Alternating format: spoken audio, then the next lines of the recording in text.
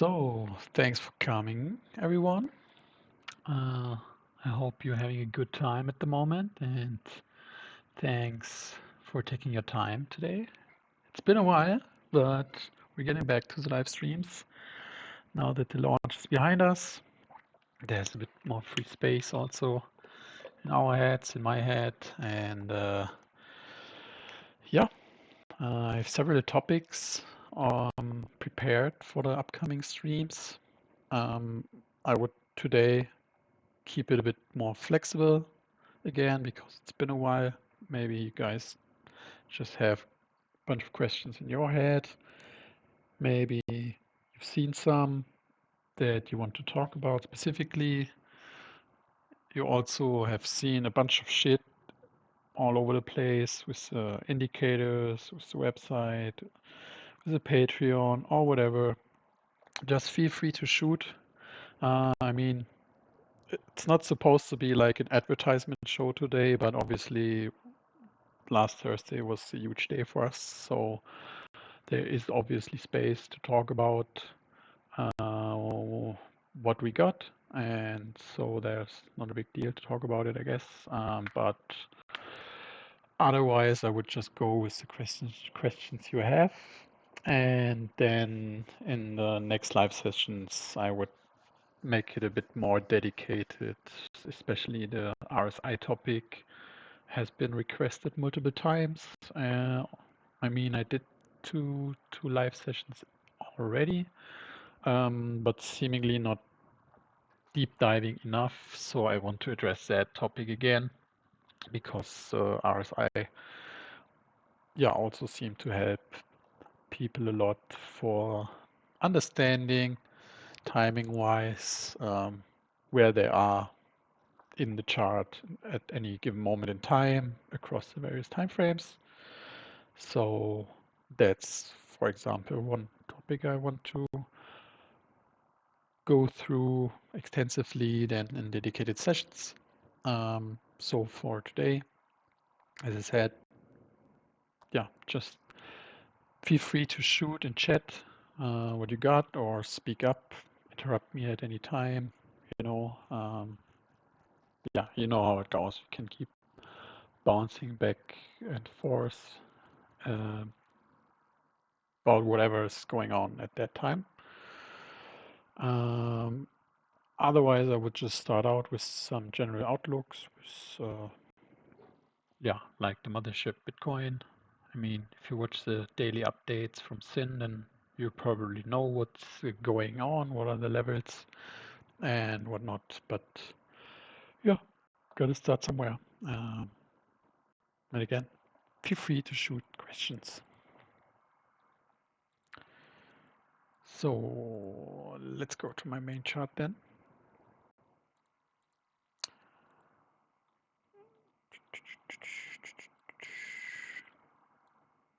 I have a lot of lines.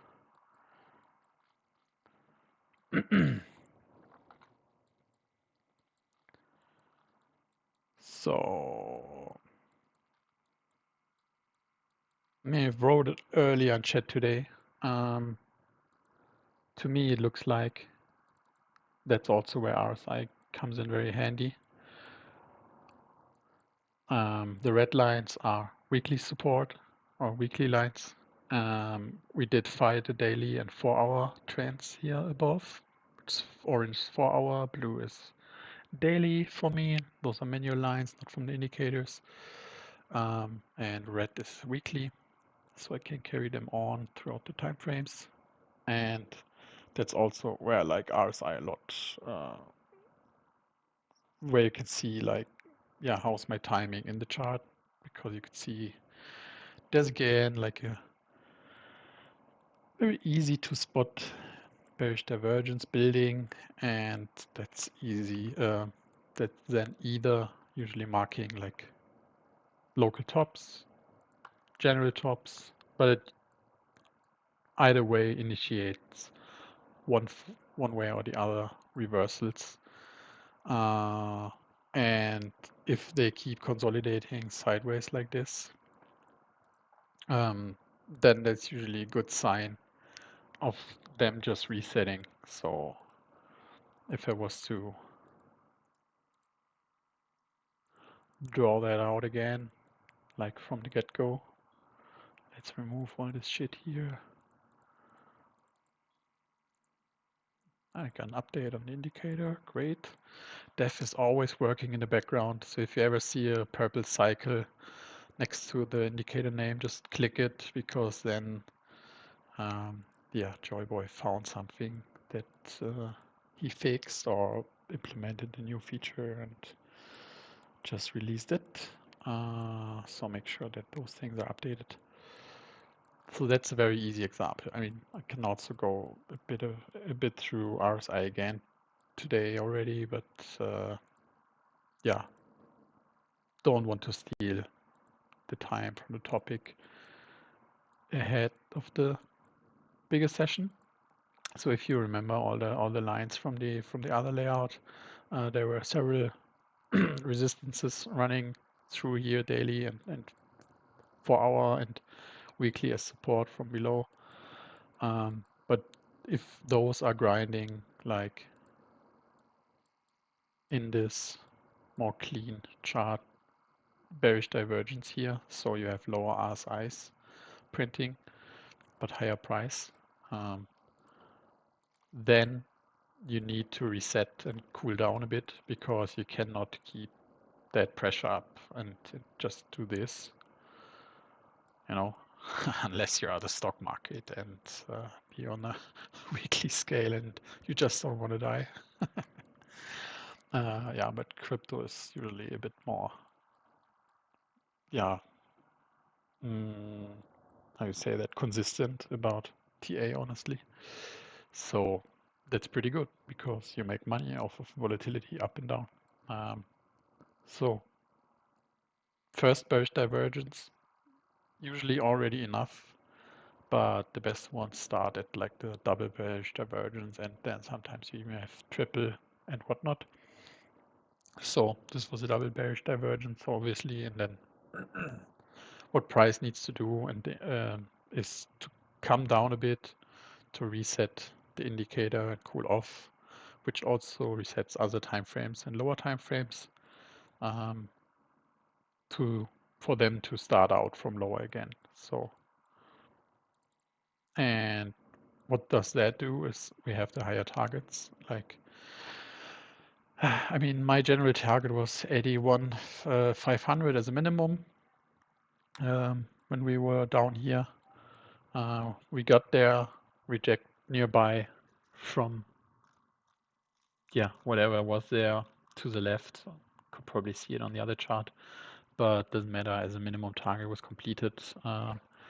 And if you would have shorted it, then you'd be in profit also right now. But the general outlook is a bit higher to me. I chatted a bit more precisely in numbers yesterday, and I called out 3 numbers that are most relevant to me, which are 85 and then up into the 90s, just below, somewhere here. But if I had to call out one number, that's to me 86, honestly, to visit when I would consider like larger shorts than actually for some bigger drawdown that is to come later on. But you got to do that in a laddering up usually. I mean, if you're not in a super pumpy bull market anymore, then you have all these ups and down swings. So yeah, what Bitcoin did is basically break out of this range here, and needs to reset a bit, because there's not so much pumpiness going on.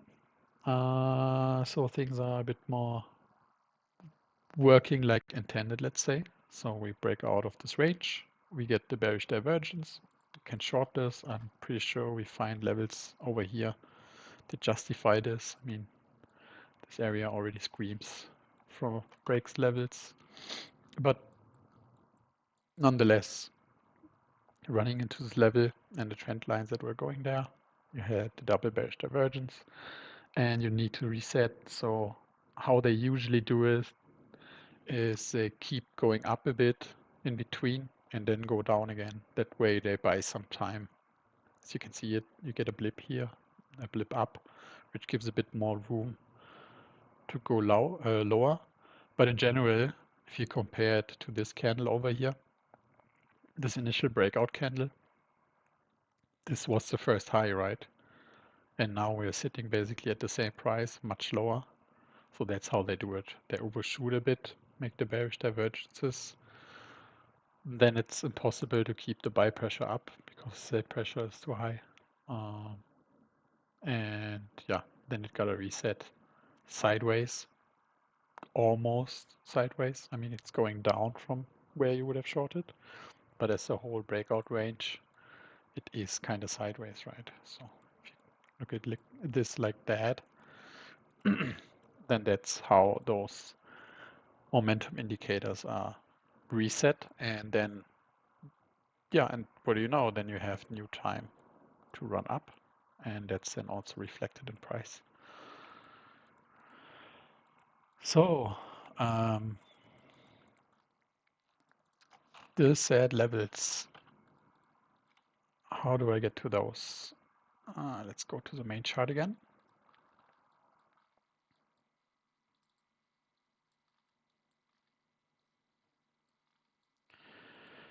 I've named several lines of these, not all of them. This is my like, I mean, it's yeah, abstract art. Yeah, meanwhile, but as long as I understand it and you understand yours, that's good. So most of these lines are like weekly break levels and daily break levels, and some I named which I wanted to have an eye on specifically. So as you can see down here, there's this one is a mix up from all over here because it's a mix of monthly, weekly, and daily. Yeah, and it held the lid on price really well initially. Like, yeah, missed it here for a couple of dollars, but basically 2 times it rejected really hard and had to find support first before it was happy to go above and beyond, breaks out, gets its retest even twice, and then finally can start to build up. Yeah, but we already got bullish all the way down here, so it's just very slow and very rough grind,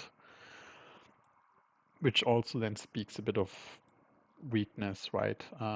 Because this resetting of the indicator that I showed you before, the RSI, works both ways. So if you keep laddering up like this, looks bullish and I expect more upside, but what it also does is it crunches um, the whole momentum upside into an actual very tiny price range. So if we go to the RSI again on daily, because why not? You can see it's already like peaking out at the usual highs, although price hasn't achieved really a whole lot, right? So that's how they usually do it. If they fuck around a lot up and down in between, and then push higher first before lower, then what do you know, all this incomplete business down here, despite the targets of 48 down there, which I don't have on this chart because it's not relevant for my daily business at the moment. I have that on the higher time frame charts I have here. This is really for focusing what's going on now. Where will it go nearby? Basically where I trade like and check daily, 2-day, 1 hour, 4 hour, everything you see here. I rotate over on this chart, but keep the housekeeping or house clean with lines for the daily, 4 hour, weekly, and then monthly sometimes, like you can see here with that monthly break level. So, how do we get to the upper levels? I mean, we're just retesting the weekly trend support that's trying to dance on top of. So a bit more squeezing, like always. It's also a sign of weakness basically every chance you can reject is where Bitcoin also does it, you know. That gives a lot of entry opportunities if you want to trade all this laddering up, you know. You can short this, long this, try to short this, then get stop lossed out because it hard closes this. But even if you were patient and then wait for the next rejection, it probably would have gotten back to your entry already, and then you could at least get out and break even or very close and decide to long. And that's also a sign of very poor strength, so to say. Yeah, because every step where you could reject is also used as a rejection, basically. Yeah, so the break levels here, the weekly is nearby. It's also very easy to spot why I see 85 as relevant. Then I say 86 because usually you overshoot a bit. I expect a liquidity grab to a certain degree. So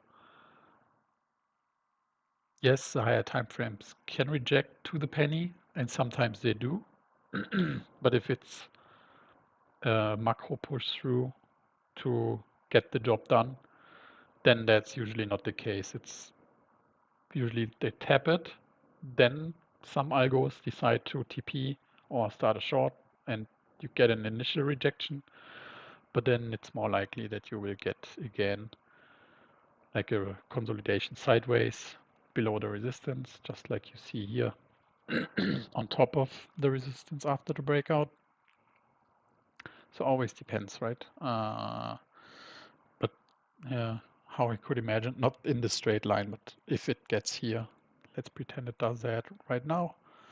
Then I can see how they sideways reset again. That's a consolidation, or even do it in a bigger swings to reset everything and then go a bit higher.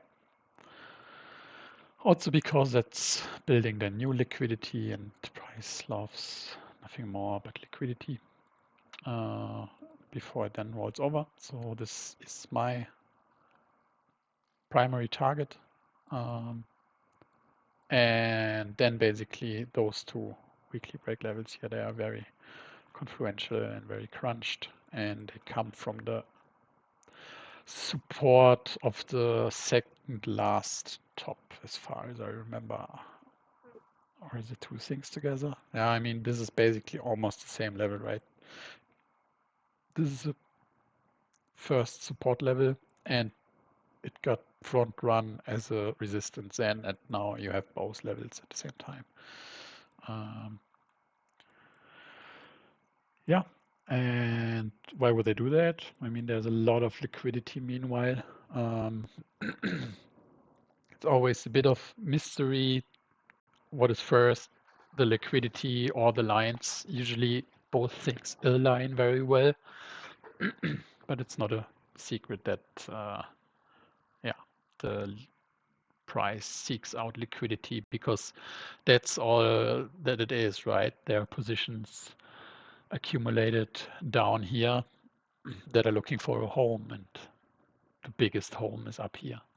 And when they eat theirs, then they can take their positions and basically replace those that shorted too aggressively with their own positions, just because they have the bigger wallet, right? So always begs the question, right? Is the lines saying we're most likely going up here now that we are breaking out of the range that we rejected before many times and started hard closing plenty of times, retesting also, laddering up, you know, can see how it's slowly building up. I remember when this trend was still up here and then they hard closed the trend down, and then it got moved and immediately used as support, and and then it keeps laddering up against those two weekly trends also, mind you. But yeah, it's breaking out, break levels, getting hard closed. Now it needs something to reject. At the moment, it's just rejecting of these trend lines. Not much to get there as far as I can see. Yeah, probably could also pick something here on the dailies, but yeah. So yeah, 85, 86, first target, and then just below the 90s. I mean, if they overshoot a bit, it is what it is. But if you consider like bigger positions, I personally don't start before 86, between 85 and 86, and then see how it goes and layering in. I mean, we had that risk management live session a while ago where I explained a bit better how you can deal with positions that you want to take more serious and are not just a scalp. And a lot of people tend to overshoot when they want to go serious, then they blow all their money in one go, and in worst case too early. But what you want to do is, if you have two layers that are of significance that you think you could deploy significantly also with limited risk, because it's practically, the chance is practically zero that whatever happens, let's pretend the bear market is over and it's all just a psyops of going lower. Can happen, yeah. Not the case right now. So you play what you have right now. It's either way extremely unlikely that if you short these macro resistance levels with serious money, which would average out. Maybe let's get a clean chart again. I guess otherwise it gets a bit dirty to look at, or exhausting, sorry. So let's pick them quickly again. So now that's probably a bit easier to look at. And you even technically have a hold level here, over here, right? That isn't used yet. So if those two fail, then you have this one. That should also get a very strong rejection. So eventually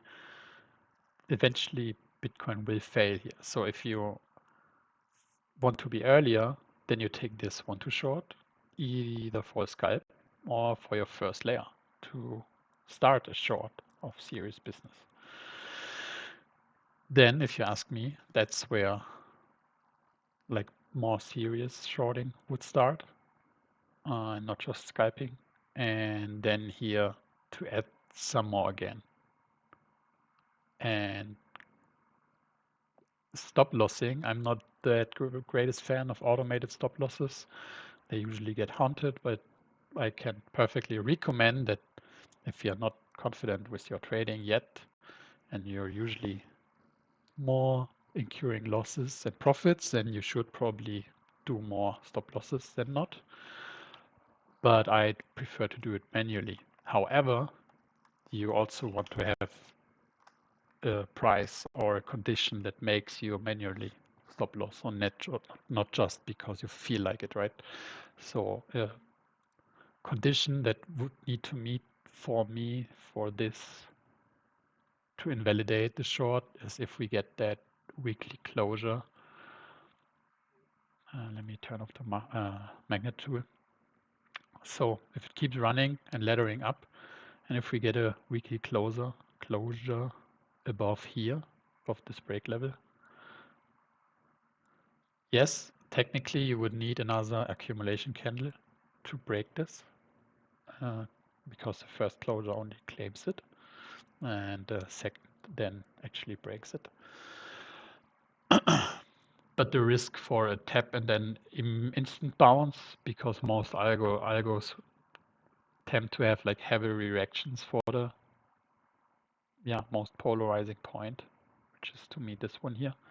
The risk wouldn't be, or the reward wouldn't be worth it for the risk to holding on if we close a weekly here.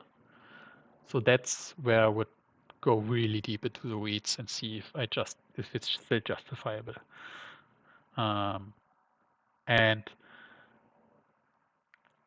if you blow most of your money out down here, let's say you start with 50% here and then add 30% here and then only have 20% here left, then your average will be very poor, right? So it would probably land somewhere here. So this wouldn't hurt much more if you have to close on a weekly closure here. I mean, that's only my condition, right? That's my idea of how I would play it. It's also fine if you just scalp whatever is here. Take the first rejection, find the support, take the profits, short here again, probably TP down here, and then see how it goes. If it goes to the out level, you can go for the most basic rule there is and chuck a fib onto the candle as you know it. The magnet tool is off. And then just go from the entry to the exit, where the entry is a 1 line and the exit is a 1.618 fib level. And then the job is done. Always depends on what you are about to do. But and I can imagine that some people are thinking about more serious positions, looking at how the price is grinding up almost very poorly higher into all of this resistance that is built here. Or broken support, let's say. I mean, it's didn't get tested yet as resistance, despite over here, but support flips resistance, resistance flips support is like the most common basic rule of TA. So this will then act as resistance as it was prior support and it got broken. And if you ever wondered why, it's pretty simple. Not only is it a measurable price point that you can draw out and algorithmically define, it's also that there are just positions that opened there. It's the same principle of why I every now and then share the short-term holder Bitcoin realized price chart in the Bitcoin channel, because it shows you what is the current pain and the current cost basis for absolutely most market participants. And what do you know? The market participants are exactly right now at their cost basis price. So holding on beyond here is a risk on itself already, because people are looking at this chart, and I don't think that everybody is like some others are super bullish again already, making all those bottom calls and up only again all over social media, and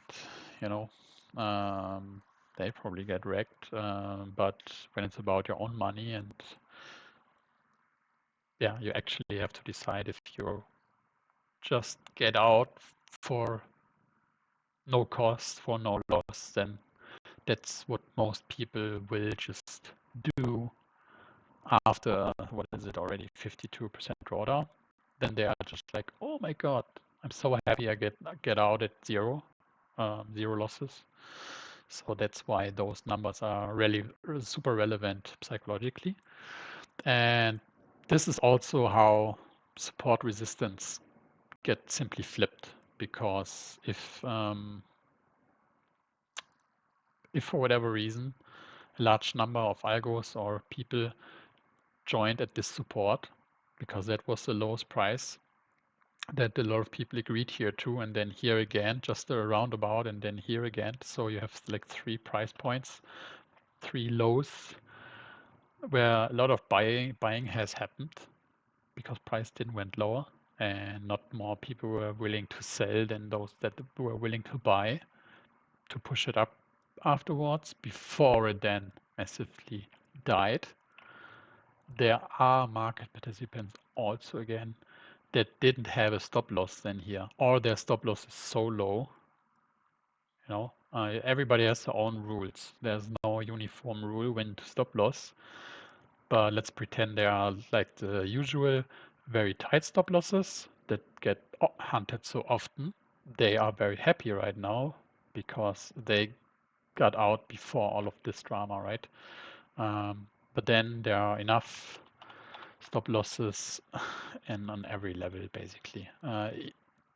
Even if it's a liquidation, there's this joke like liquidation is your stop loss when somebody asks.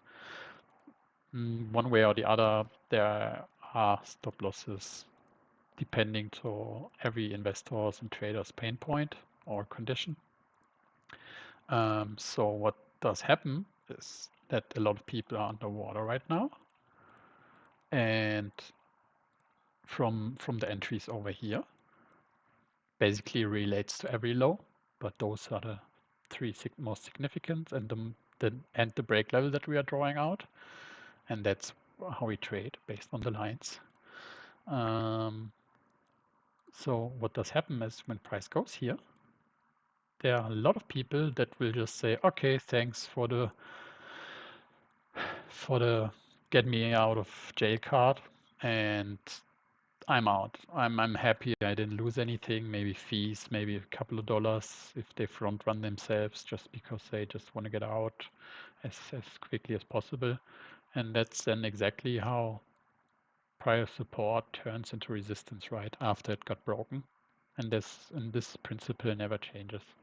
And it's the same for the inverse scenario. So if you have that for a short, right? Do we have a good example here somewhere? It's probably easy. I just Alt E. So if you press Alt on your keyboard combined with the I, so I for inversion, basically then you invert the whole chart. You can see it on the scale here. 126,000 at the bottom and 58 is at the top right now. Sometimes it's a bit easier to speak about it if, for same principles just on the short side. So if you have like, yeah, this is a good example, right? I mean, it's the nearest by example. So if we go for this short here, it didn't close yet, right? But on a lower time frame, I will find something. So this was support, quote unquote, resistance at a given time. So somebody or a lot of people shorted here. Then price goes above and it breaks out, and then it gets retested and immediately rejects. Why is that? Because the shorts that entered here were probably hoping for this. Not all of them, but enough. And then it breaks out or breaks down in this case. And when it goes here, it rejects because all of this or a lot of positions that got opened here or around that place close their positions, which then pushes the price in the opposite direction again. So, and this is how support and resistance constantly get flipped or flipping each other on all levels. That's a very basic principle about it. Okay, I'm rambling. Let me check the chat for a second. Everybody's greeting just. Hi there. Hi, Venom, Niels, and Biggie. Thanks for coming around. Glad you made it. Oh, thanks for the kind words, Charlie. Yeah, we're also super pumped and proud for what we accomplished. It's sometimes I think about the time that only has passed. So on the one hand, time is flying by on a day-to-day basis or week-to-week basis. Yay, clapping. But then when I look back, we literally only put our three heads together and said, yo guys, let's do something serious here. We have this cool community with 200 people, but it is just a side hobby and it's just laying on grass chilling. like after a long night, but it's already 200 members. So what is it if we try to make our own thing instead of working for other communities? And that's how it started, right? And then we freestyled everything from there ever since. And it's only been 9 months, and it's mind-boggling to think about how far we got. Got from 200 to over 600 members meanwhile, which is very cool. Let's ignore for a second the amount of bots that probably are lurking also. That's probably everywhere, but the number is the number. And we have a lot of new people, a lot of personal success stories, a lot of progression I can see in the daily chatter. Then you have these heartwarming letters that are reaching out. And then now we have the launch behind us from last week where we built this huge amount of tools aggregating all these data, drawing all these lines. The website dashboard is absolutely astonishing when I've seen it first time, because I I myself have not written a single line of code in that website. It's all the other two guys, or basically the other three. I'm just mostly backtesting, reporting, bouncing feedback back and forth. Even though I'm an ITler and I have very good math understanding, uh, yeah, we divided the tasks that are all there, and they really had the passion to do all of this. And when I've seen it first time, I was like, what the fuck? This is absolutely crazy. For some things, I didn't even know it was possible, especially this interactive, yeah, basically our own trading view in the website, right? Um, when I've seen that first time, it was like, oh my God, how did you even do that? But yeah, I'm rambling again. What I was trying to say is, yes, a wonderful project. Thanks for saying masterfully executed. I think there are more things that can improve. Also, how I do things. Not how I can improve. That's just a measure of what will improve next. First you gotta make a mistake, then reflect it, and then change it.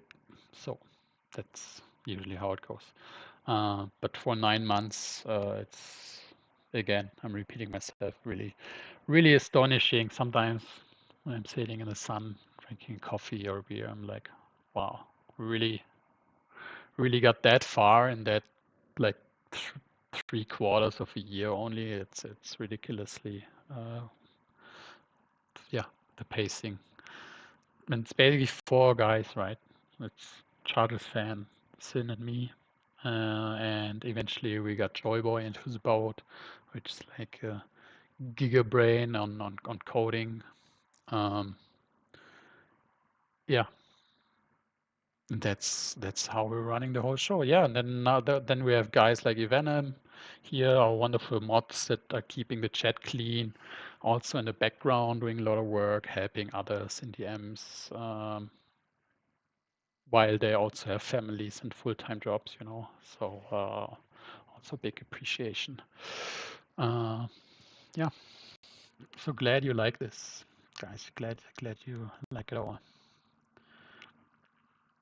Yeah, yeah. You said that exactly right, Charlie. We all have a role to play in the success. That's what I'm saying every time I'm writing a post or something similar, and I really mean it. Without the members, then what is worth the server, the project? They are nothing, right? So it's really important to me that people that are willing to learn are getting a chance to progress, even if they're new, they're advanced or experts already. It doesn't matter. Um, if you want to, if you're hungry for knowledge, then that's your home, right?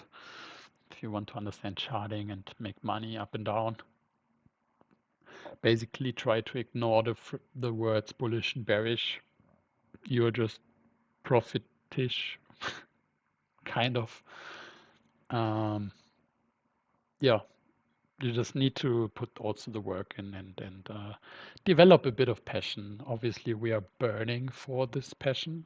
Otherwise, wouldn't be possible to do this 7 days a week so consistently and then pushing things forward. But I mean, you guys are so awesome. You're so appreciative. You're sharing your stories. You're exchanging ideas, etc.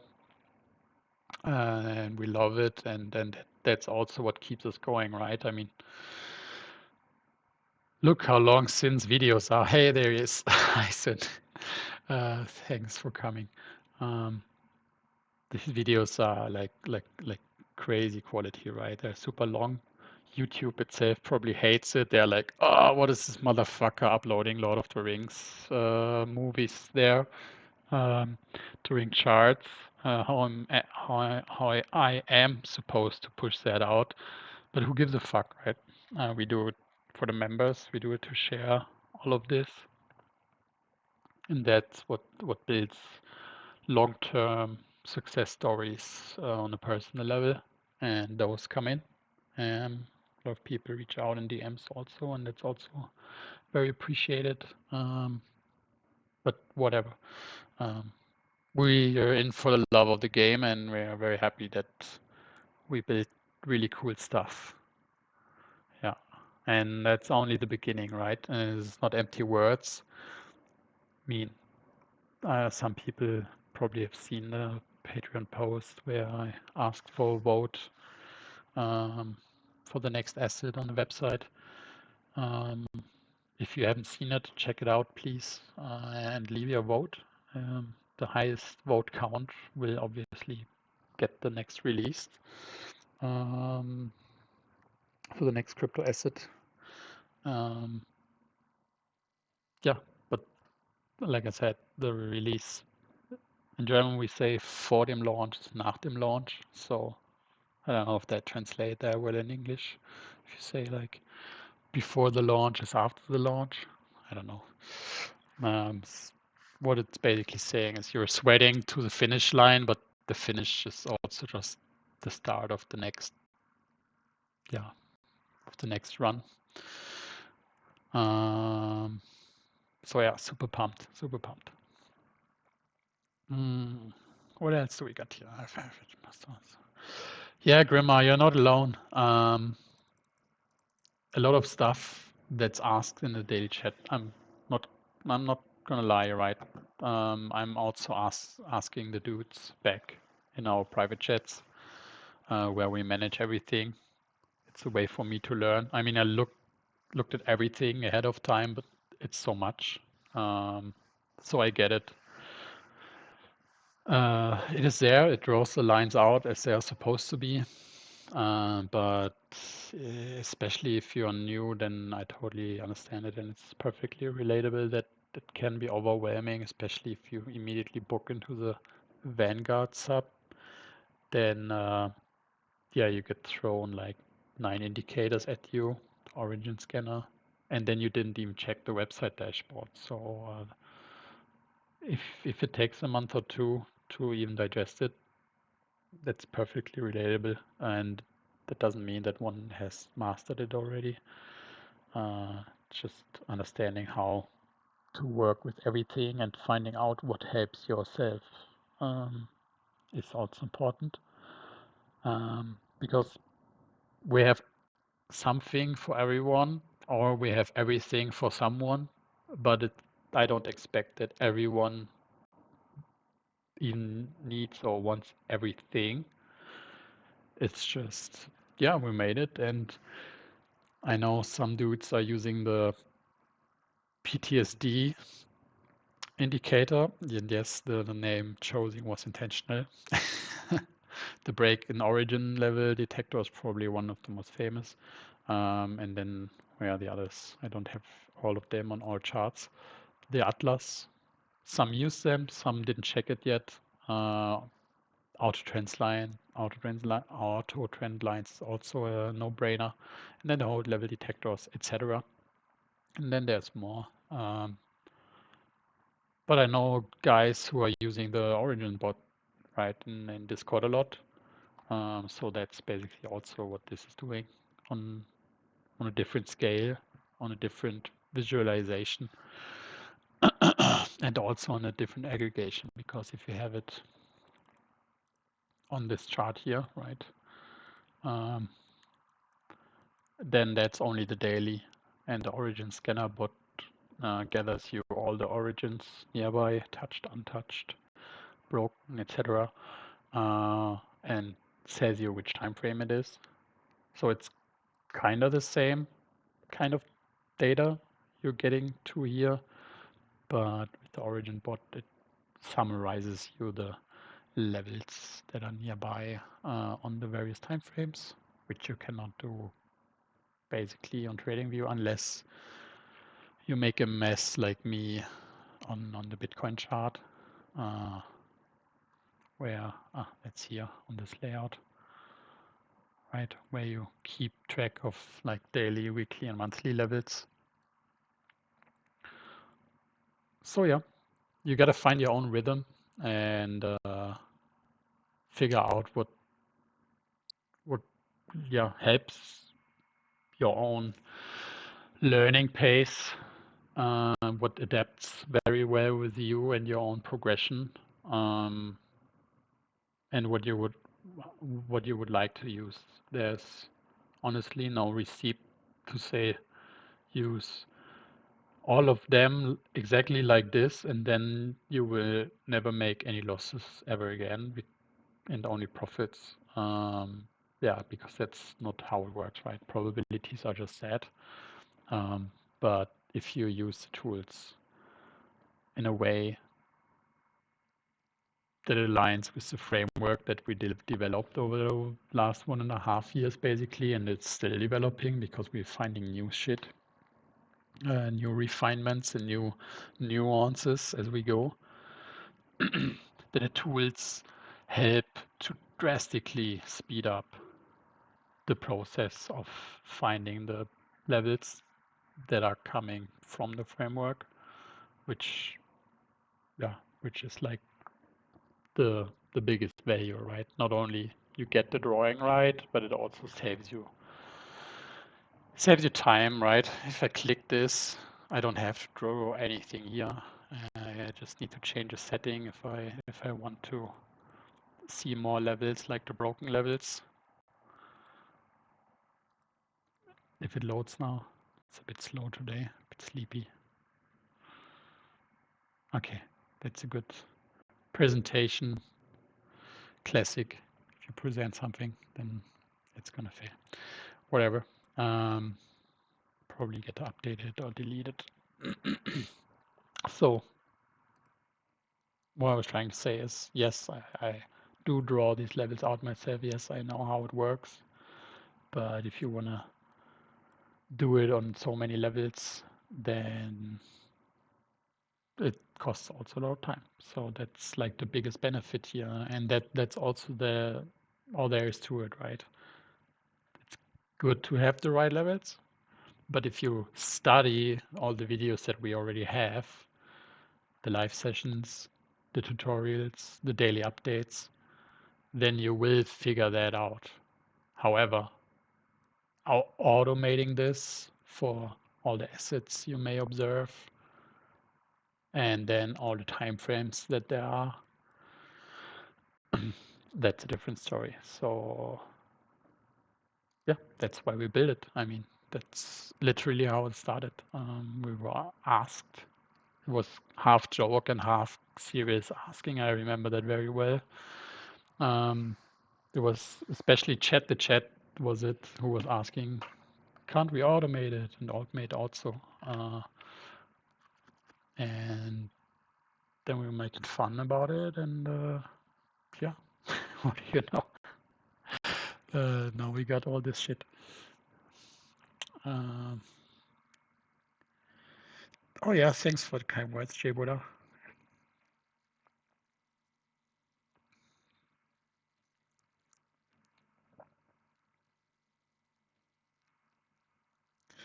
I'm not sure what you're asking, Charlie. I'm not an expert in internet marketing, YouTube, Instagram, TikTok, and the like. Is this the right path for the FibLab audience? Uh, First of all, you would have to define right for me, and then yeah, and then some.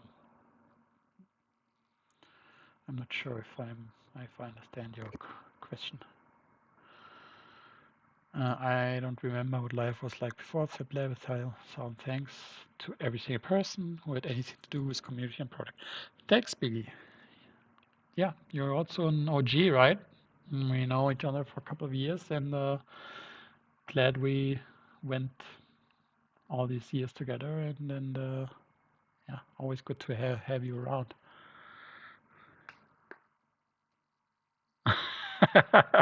She's asking if I want to, if we want to promote FitLab with silly dances. Yeah, I mean, if Sin has an alien costume to stay anonymous, you know, his family members on planet X Alpha Gamma wouldn't like that if he shows his face on camera.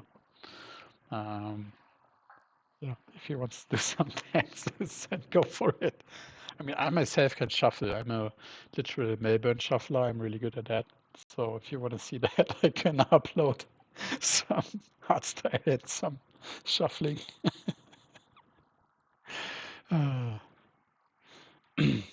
no, but really, Charlie, I don't know. We are just freestyling it. We talked a bit to one guy of marketing, but yeah, so far things are working out very well, and we're so much focused on building good shit that I didn't even think on how to be like, oh yeah, let's flood the gates, or let's open the floodgates, or how do you say that? I'm not even sure if we want that. I'm so in love with the members that are actively progressing, learning, and that are exchanging seriously about charts and about how they feel about everything, drawing, understanding, and their experience, and watching them do it while I'm also on my own journey, you know. I might be ahead a bit, but I'm also learning every day, and there are enough things that I don't know, especially if Sin finds something new, then I'm like, what the fuck? So, but it's exciting. It's the most satisfying thing I've ever did. So I don't see myself not doing it. Always so much puzzle riddling and solving puzzles and helping others to solve these puzzles. That's a real passion. Uh,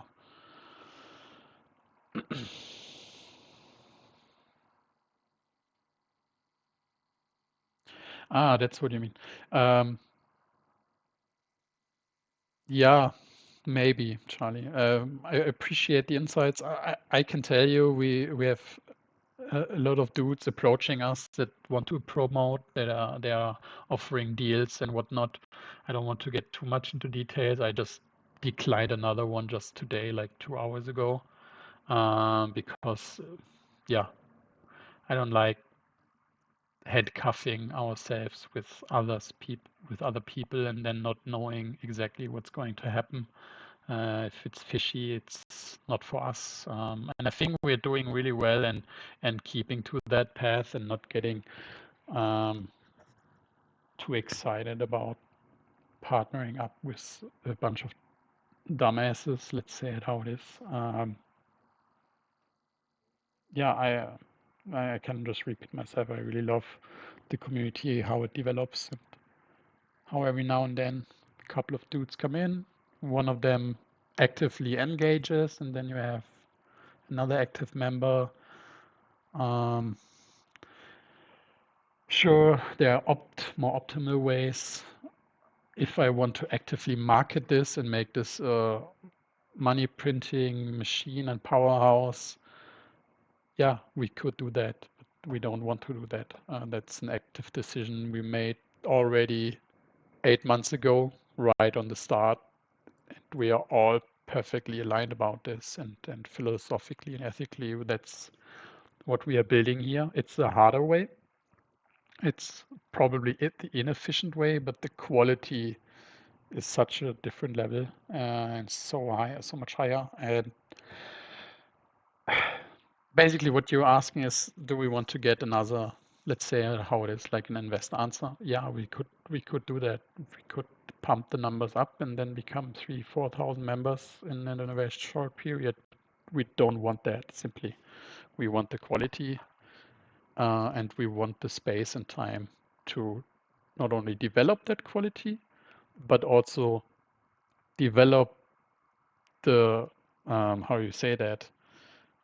You know, when you're in a relationship with a real partner, then there's this thing, this topic where you say you develop together, and usually if somebody develops too fast and the other develops too slow or completely different directions, then you break up. So why would we want to do that? Because we're money hungry? I mean, no.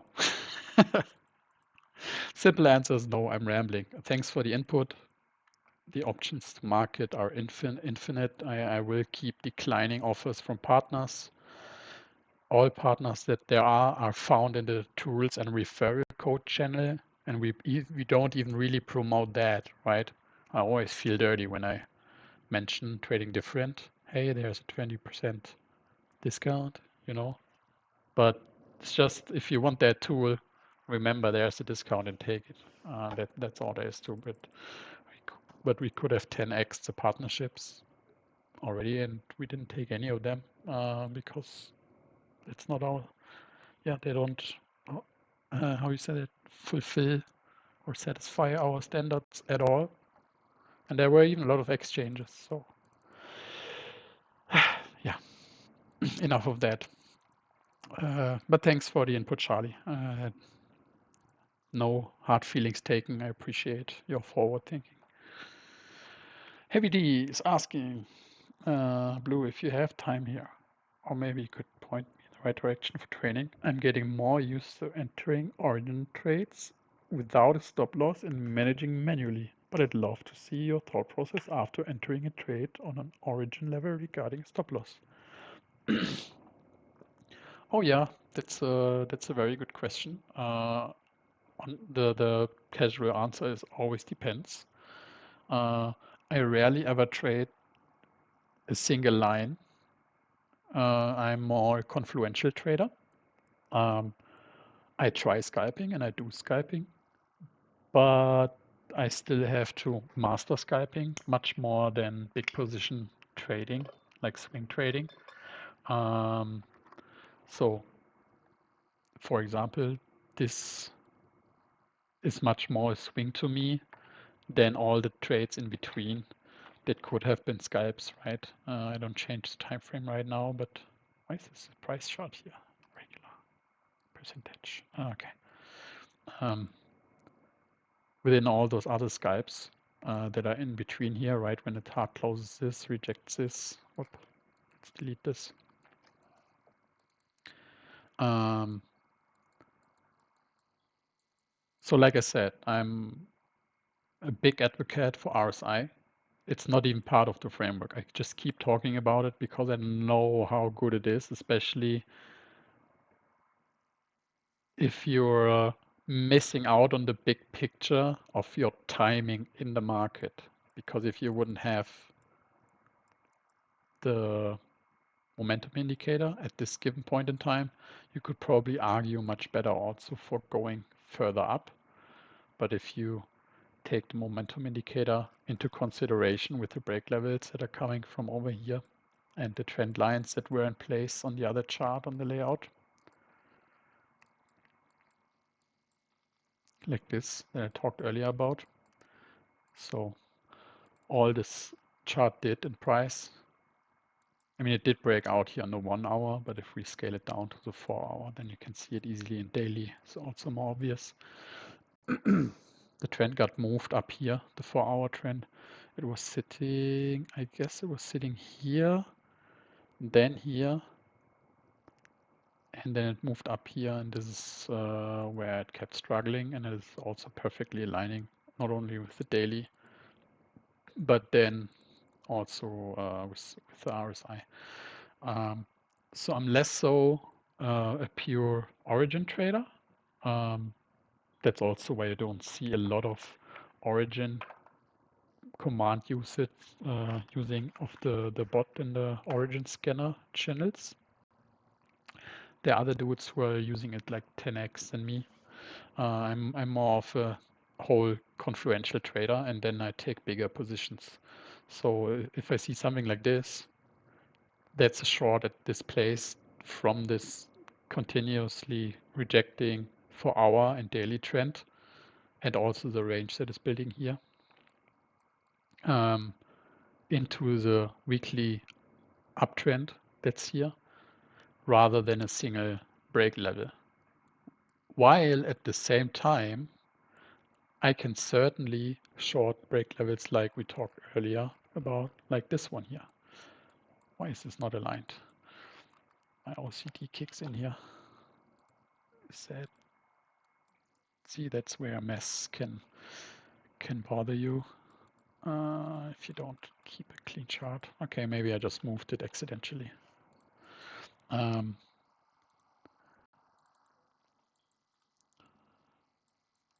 So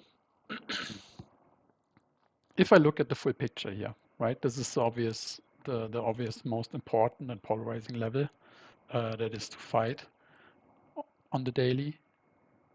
And this is also where it kept rejecting at least twice. Shorting this while it's under the weekly downtrend is like a very easy take. Trying to short it to the next break level down here was probably a good go. I didn't take that trade for whatever reason. I mean, or was it Wednesday 2 weeks ago? I don't know. You don't catch every trade. But shorting that break level here and here again, it's not an accident that it kept rejecting, right? Those lines are all there for a purpose, and it's not added in hindsight after price happened. No, it's the other way around. Those lines were added all the way over here when we entered that range. I drew all of this out, and only the new lines kept coming. So it's by no coincidence that it kept rejecting or does reject, especially at first visit. First visits are the best. So if you're just starting out, that's a golden rule that you should save for yourself. You know, the level gets created here, hasn't had a single visit yet, is a no-brainer rejection on first visit. Almost never, and I say almost because there is an exception for everything. There are no 100% guarantees in trading, never are. But if you trade regularly based on the rules, then you can get close to a so high percentage, like 85, 90% easily, for being right and taking the right trades. That, long story short, first taps both directions for such super important levels that are not somewhere in between, like the highest point, like the most polarizing level also, will always get a rejection. Just because a lot of other traders and algos also see this level. It always comes back down to this. It's not like a magical reason why the price goes there, overshoots just a bit to reject then, because there are enough stop losses that got eaten here for shorts that either have entered here, have entered on the weekly trend, or maybe here from this local break level that was there, and that then got stop lost all out together here, and then the price came down to consolidate for a while, retest it again, and then go even lower. So yeah, shorting this one here, it didn't happen yet at that moment. So I say it how I would have honestly done this. I would have shorted this exact break level because of the confluence of the weekly also. And my target would have been, if I wouldn't add any other lines, I would have probably taken a fractional TP on this one, just to make sure I lock in some. And then I would have tried to short it all the way down here. It didn't happen, but it would be a lie if I would just tell you something else right now. That's what I would have tried. It didn't happen here. Maybe you could refine levels why it stopped before. Maybe if you draw the whole range out. Let's add this level here. See, and that's the difference between taking a trade and having the whole range drawn out ahead of time. Especially if it was weekly levels that most lines are here that I know on my chart. Where's that range again? See, I almost get lost. Where is it? Where is it? Where is it? Ah, further to the right. Yes, yes, yes, yes. Okay. This, yeah, this one right here. Okay. So that's an easy one then, right? You draw out the levels properly, which I would have done maybe on this chart or a different chart. Usually I prefer a different chart then also for running trades, so I don't get a mess in my main chart. But shorting this one here into this level that I was talking about earlier, either this one is very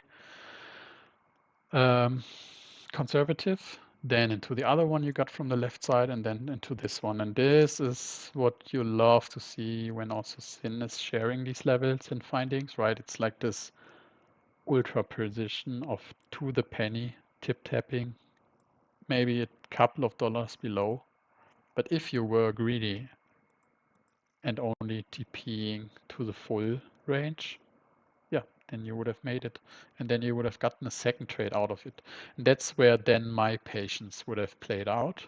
I would have probably not added back here. I mean, added more here, sorry. If I TP here and get back here, then I would add back what I TP, you know, these ranges that keep bouncing back and forwards. Like if you did trade this one on a micro range, like 50 minutes or 1 hour, and you had I don't know, you were locked in and zoned in. You have to weekly trend running, keeping the lid on this, right? Ping, ping, ping, ping, ping, every fucking single time. Dying, dying, dying. Eventually claims, not yet hard closing, does hard close, and boom, up into the break level again, reject, boom. Super wide.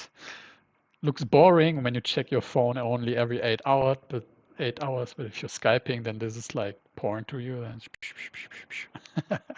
up, down, up, down. So what I would have TP'd here, I would have added it back here, and then I would have gotten my full exit down here. But again, partial TPing.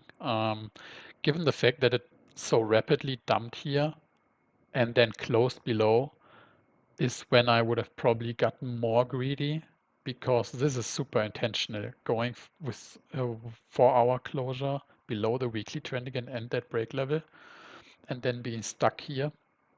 I think I even observed it now that I say it. Yeah, it was a EU Open only. Yeah. I remember that Monday right after. Sorry. So yeah, and then just keep the rest running. But because you see, if they do something like this and close below that range in that regard, and I'm not even adding any other levels, right? It's not. I don't even have 4-hour break levels on here, because the higher time frames on my main chart are enough. But if you refine that, you probably find a good argument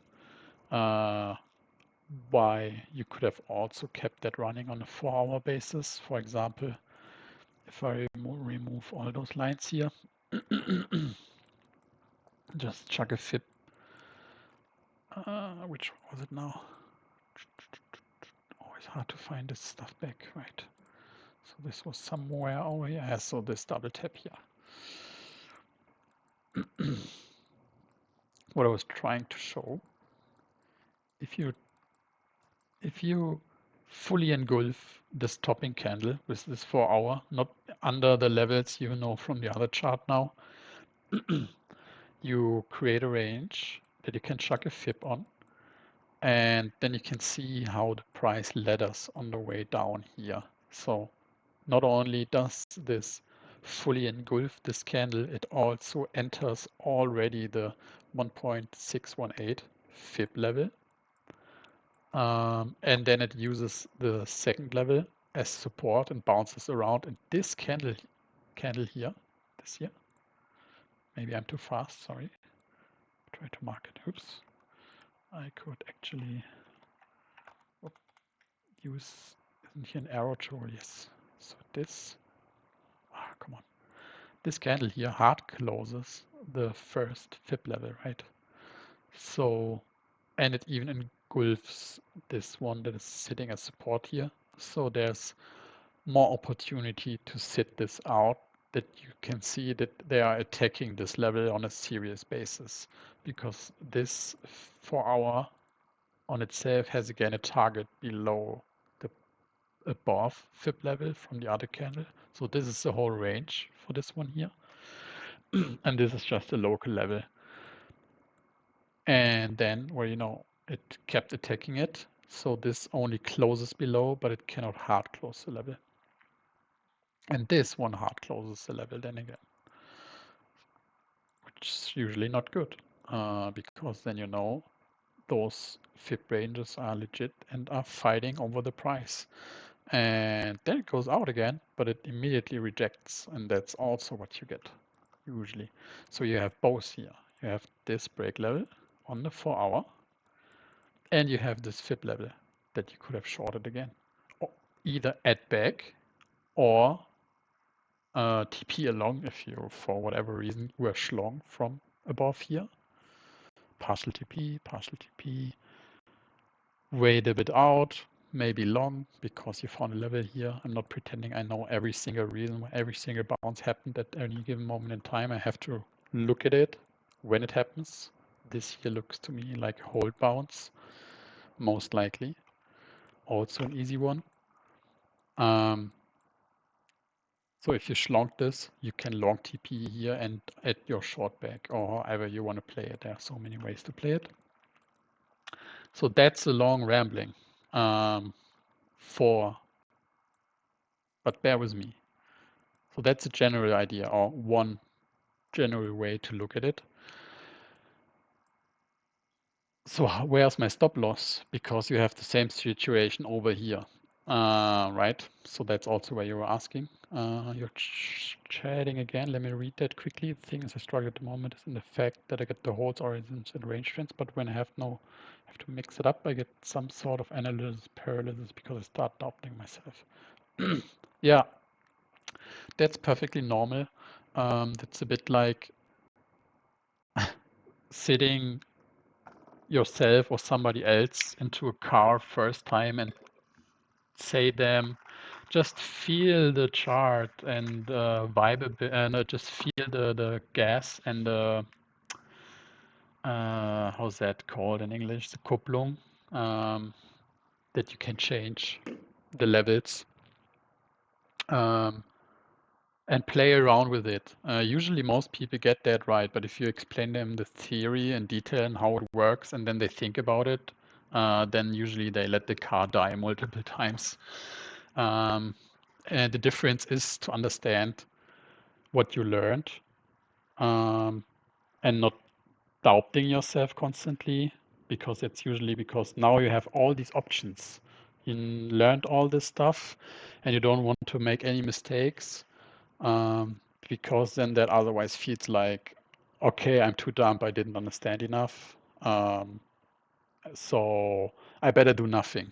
And I get this analysis paralysis, because if I'm making a mistake right now, then that says I'm an idiot and I didn't understand what I just learned. But that's not true.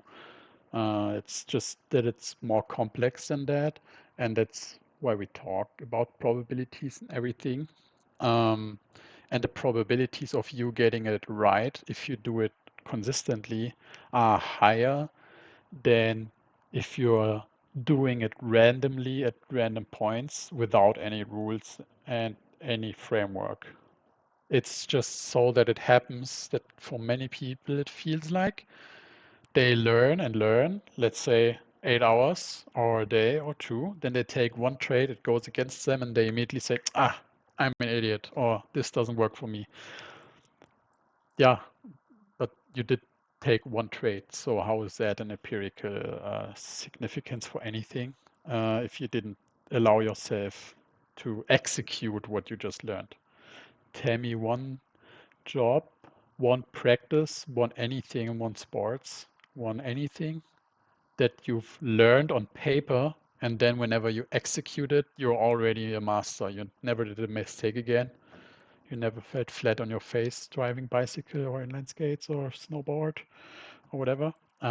So it's very natural that just because money is involved, uh, that there's this anxiety and also this obvious feeling like an idiot because now you're losing your own money. You have all this knowledge and you feel like everybody's doing no mistakes, and now you learned it and now you made a mistake. So um, try to decouple yourself from that. It's all that I can tell you. I cannot really say how you can start controlling your emotions other than technically say make your positions smaller and give yourself some room to breathe and just allow yourself to make mistakes, because that will then also give you much more confidence to keep repeating what you learned and dig deeper and then understand why you made the mistake or why the probability wasn't that high. Let's frame it like that.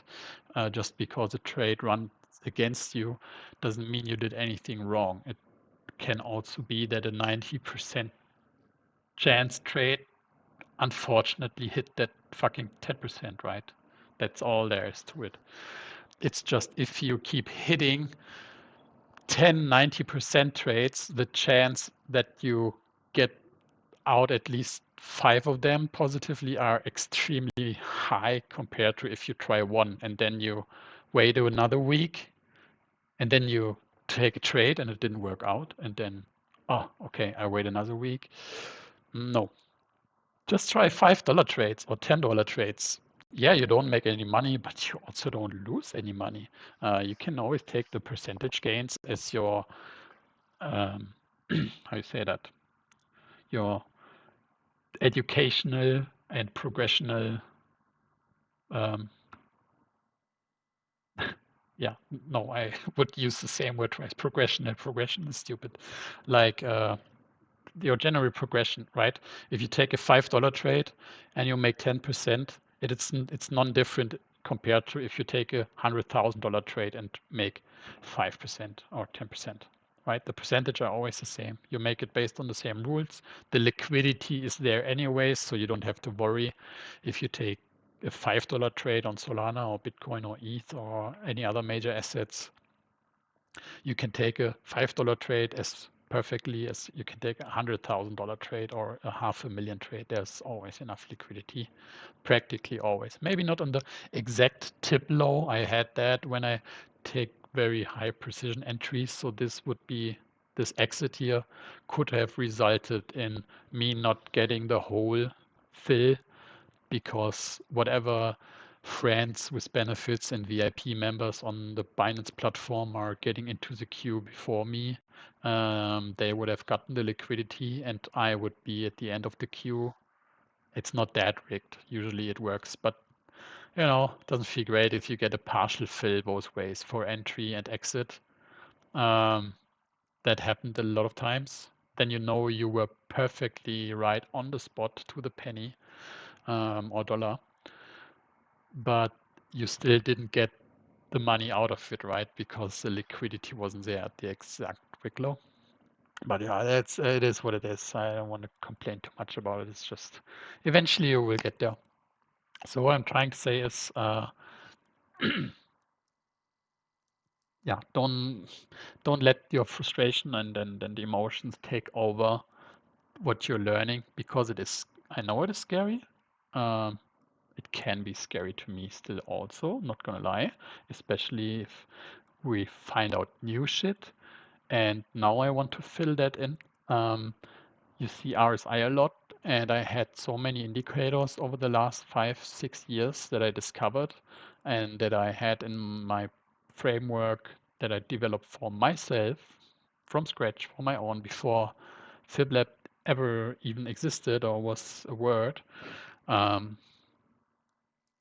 I handfully crafted that to my trading style, my patience, my emotion management, my risk management, my everything management, my whole trade management.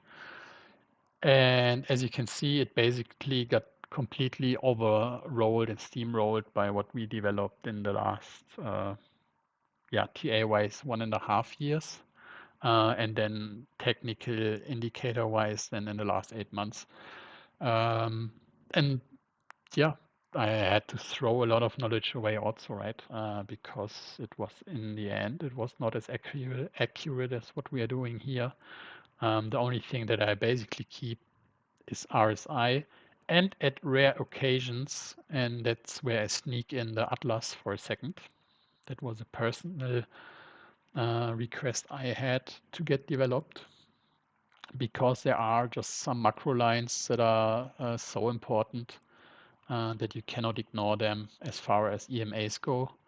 And that's another reason why I love confluential trades, but because what do you know? Let me deactivate the fair value gaps for a second. Click. And auto trend lines. Click. So what this Atlas does show you is several levels, fair value gaps, psi high, psi low, etc. But it also shows you several EMAs. You can activate them and deactivate them as much as you want. And I didn't find any indicator that lets you show different time frames of EMAs on whatever time frame you are at. You always had to change the settings, and that's why I also wanted to that we build that our own and then just give it to you. So because no matter on what time frame I'm charting and I'm looking and I'm getting an overview of where I am in the chart for all trend lines, breaks, whatever, RSI and EMAs give me, for my personal confluence seeking out thing, when I put down real money, then this is a very good place to place money because you have the break levels, you have probably then also trend lines if we draw it all out together, and you have the fucking weekly 50 EMA, which is extremely famous for all trend changes and for significant support and rejection interactions. And Atlas provides you with that on a just very simple horizontal line because I don't know, you probably have seen moving averages. I could click in any, but what they do is they do this here, right? They go with the line and they draw it all out. And yeah, it's cool. It's cool to see the history all the time and be like, yeah, okay, it reacted here, it kept reacting here, oh, it claimed and it lost. You know what I mean? It's cool to see the history of how it kept reacting and whatnot. But in the end, I was always thinking, who gives a shit? I'm forward looking. I cannot change that it reacted here. I cannot go here and be like, oh yeah, I'm taking this trade now. No, I want to know only where the line is very easily visible, forward looking. So yeah, that was a reason why we got it that way. Anyways, I'm rambling again. So these are the two things that I'm getting extra confluence from. And you have to find yourself while playing with all the options you got in the framework that you find what works with your rhythm and your trading style. Because I can count you 5 people that choose completely different things of how they do things. And part of them are also in chat here, you know. I mean, Sin on itself doesn't use RSI at all, and he's obviously doing perfectly fine. I know Charlie is using OB a lot. Um, yeah, So, and you have a basic understanding of the charts, and maybe you come already with certain opinion or an idea of how you draw things. And this just generally overrules most concepts, if not all of them, to be honest, because I haven't found anything better yet. Otherwise, I wouldn't have thrown my own fucking framework completely away that I developed for many years. I tried to match it all together and fiddle it together. But eventually I just realized, okay, the only real thing that's left is RSI, because that's the only thing that the trend lines and breaks do not so well for me, which is why I keep educating about it and making examples out of it, because the break levels don't give you any insight about timing. Because let's say we go back here, choose this candle. If I just look atomically on this one here, right? I draw the outlines again, sorry, whatever. If I just zoom in and look at this that way and draw the 1 hour, draw this break level, yes, I get a bounce. Yes, if you would have drawn out the resistance to take profit from, enter here, take profit here aggressively if you're scalping, fair enough.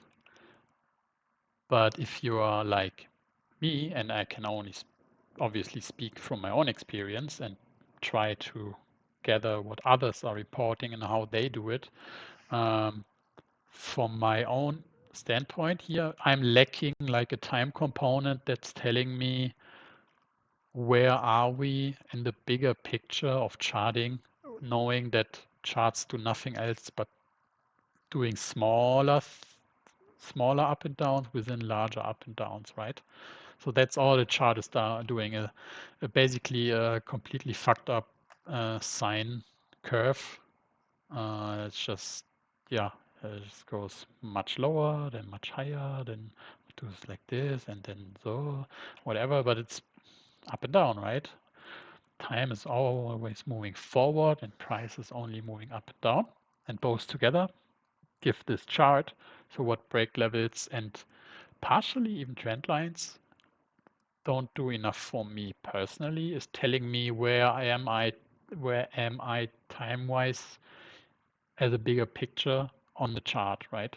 Because you can long this and then short this, and you can do that. But the credo that I can't repeat often enough, and I have made even a whole fucking live session about, and then I will keep repeating, and I will probably do a part 2,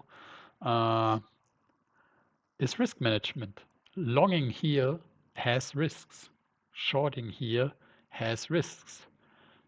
So if I can find a way to tell me how is my chances and probabilities to long this here, if I can take something that increases my chances of making a sound, informed decision, then why wouldn't I take this? And that's a little bit of extra grain of sugar on top of the ice cone of the FibLab framework is where I personally like to add the RSI.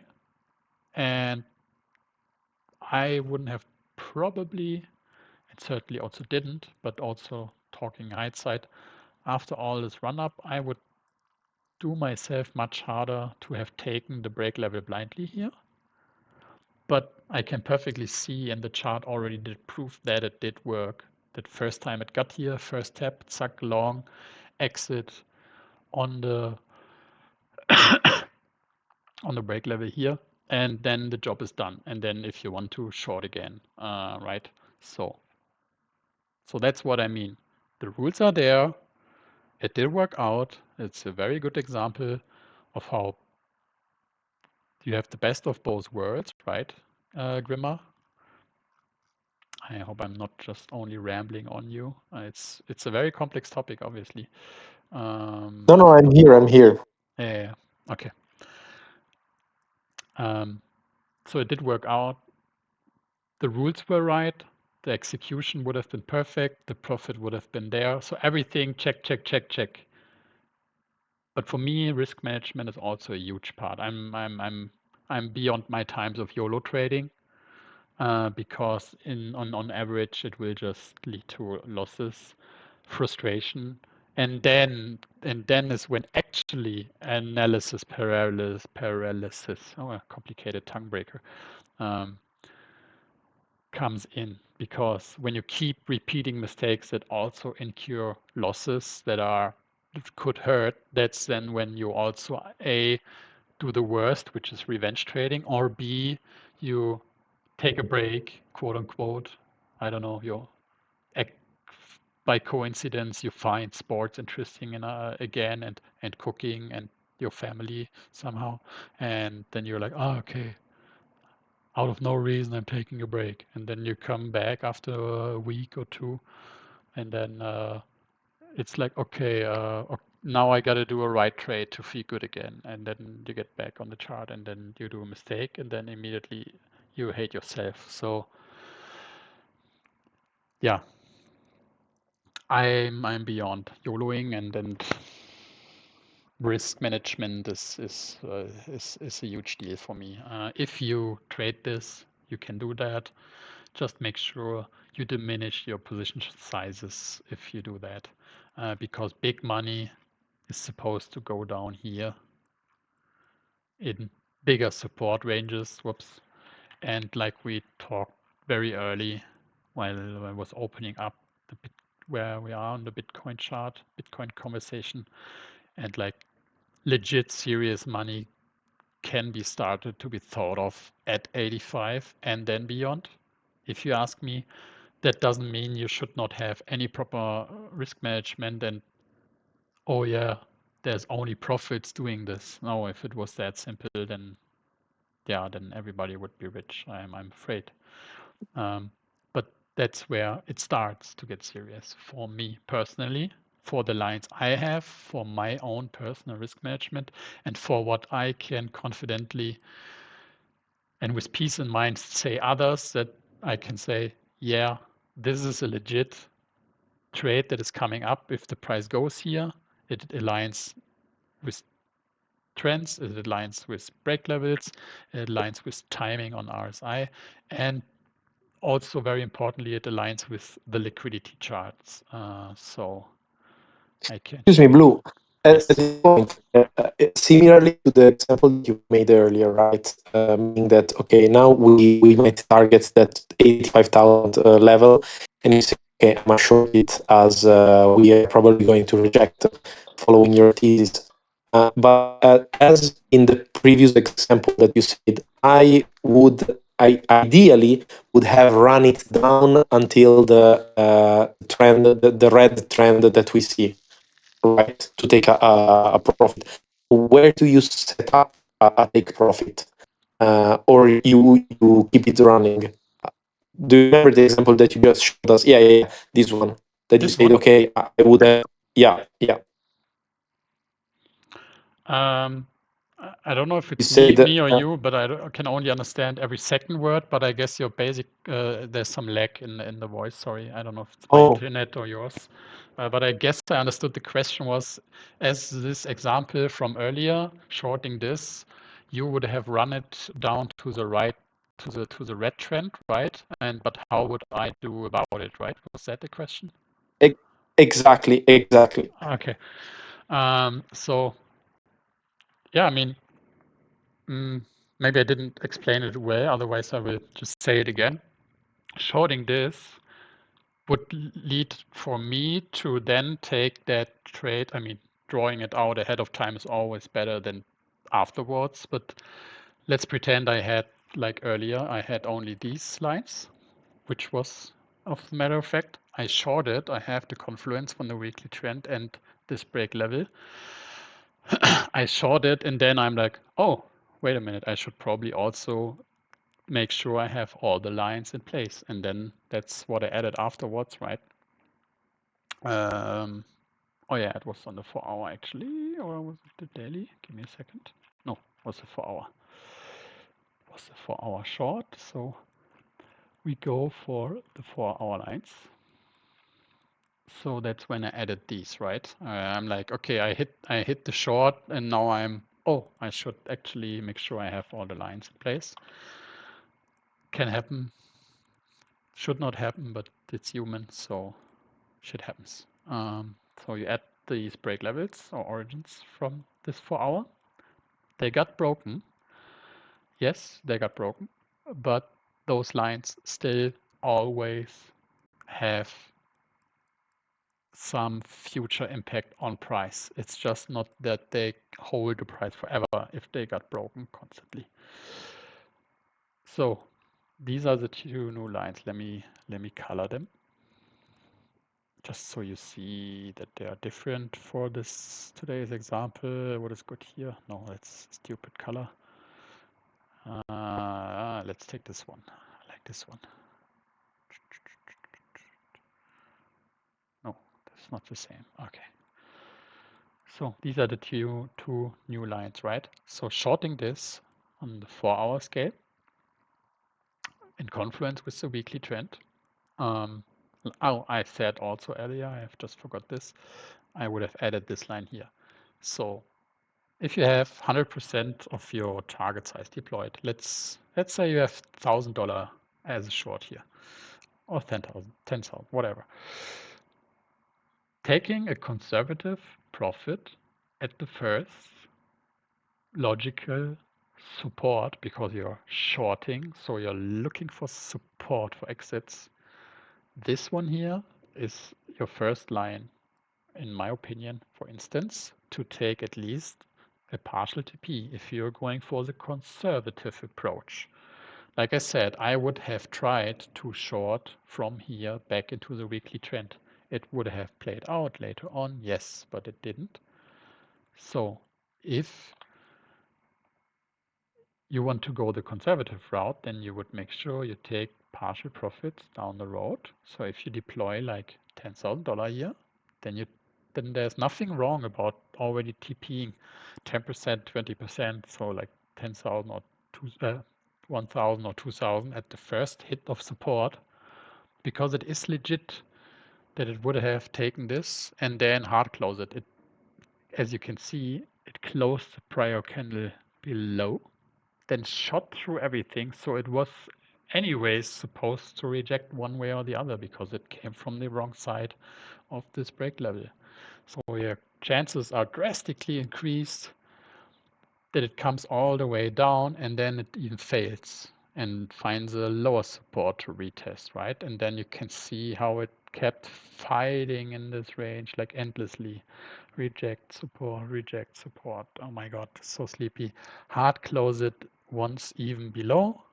That's your signaling candle for this battle nearing its end and being over.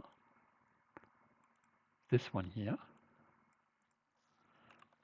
Because then it shoots back up again, rejects immediately on the break level and trend and break level again, and then it starts keep failing below it, and then it does this surprise pump that I don't know how it comes up from here, because you only have like the piano chart. There's no consistent, there's no consistent 2-range candle to make a new break level in this range, but there's probably a lower time frame.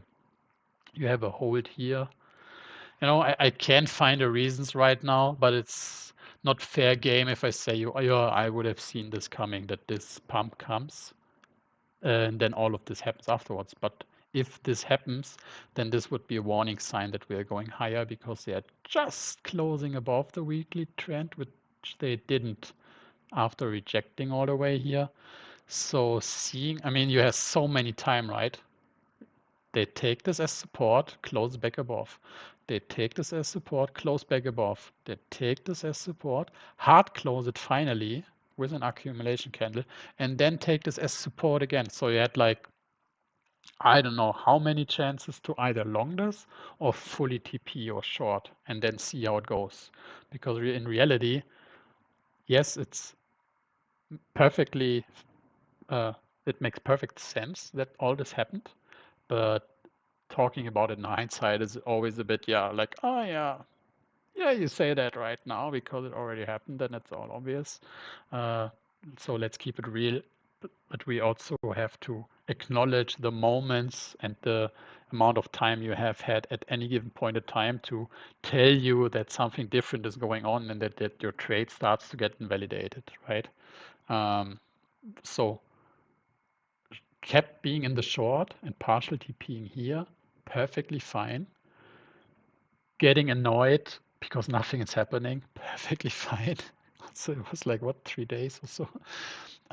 But the moment this happens here, that would make me start get like suspicious. And latest at this closure is when I would get super sus, because I also close above the weekly trend and hard close that break level again. Not pretending to know it would have done exactly this, going here, then rejecting again. I mean, there obviously only 8 more stop losses before before going lower. It's like sometimes you can cry even for others, right? I mean, I like laughing a lot about when people that I don't know make lose money, let's say, or those that have like a big voice and then they get wrecked. But I can have sympathy for some people that got stop lossed out by this. Also not, because you should never have a stop loss so close to the highest and lowest wick, because the invalidations happen much later. So this was an SL hunt and a perfect example why I don't like stop losses. But to answer one of your questions from earlier, if you don't mind, let's pretend, or not let's pretend, let's say we couldn't know that it rejects exactly again. My invalidation for shorting this would simply go with a hard closure above, right? So if the leave, no, not leave, leave and stay. It's so weird choice of words, trading view. Leave makes sense, but stay, I'm not leaving anyways. So let's say this is a situation, right? You're still in your short. Now you have to choose. When you partial TP'd, either 1 or 2, adding back here to get to your same amount is perfectly fine. I do that constantly. If I partial TP and adding back, this piano would have been like, wow.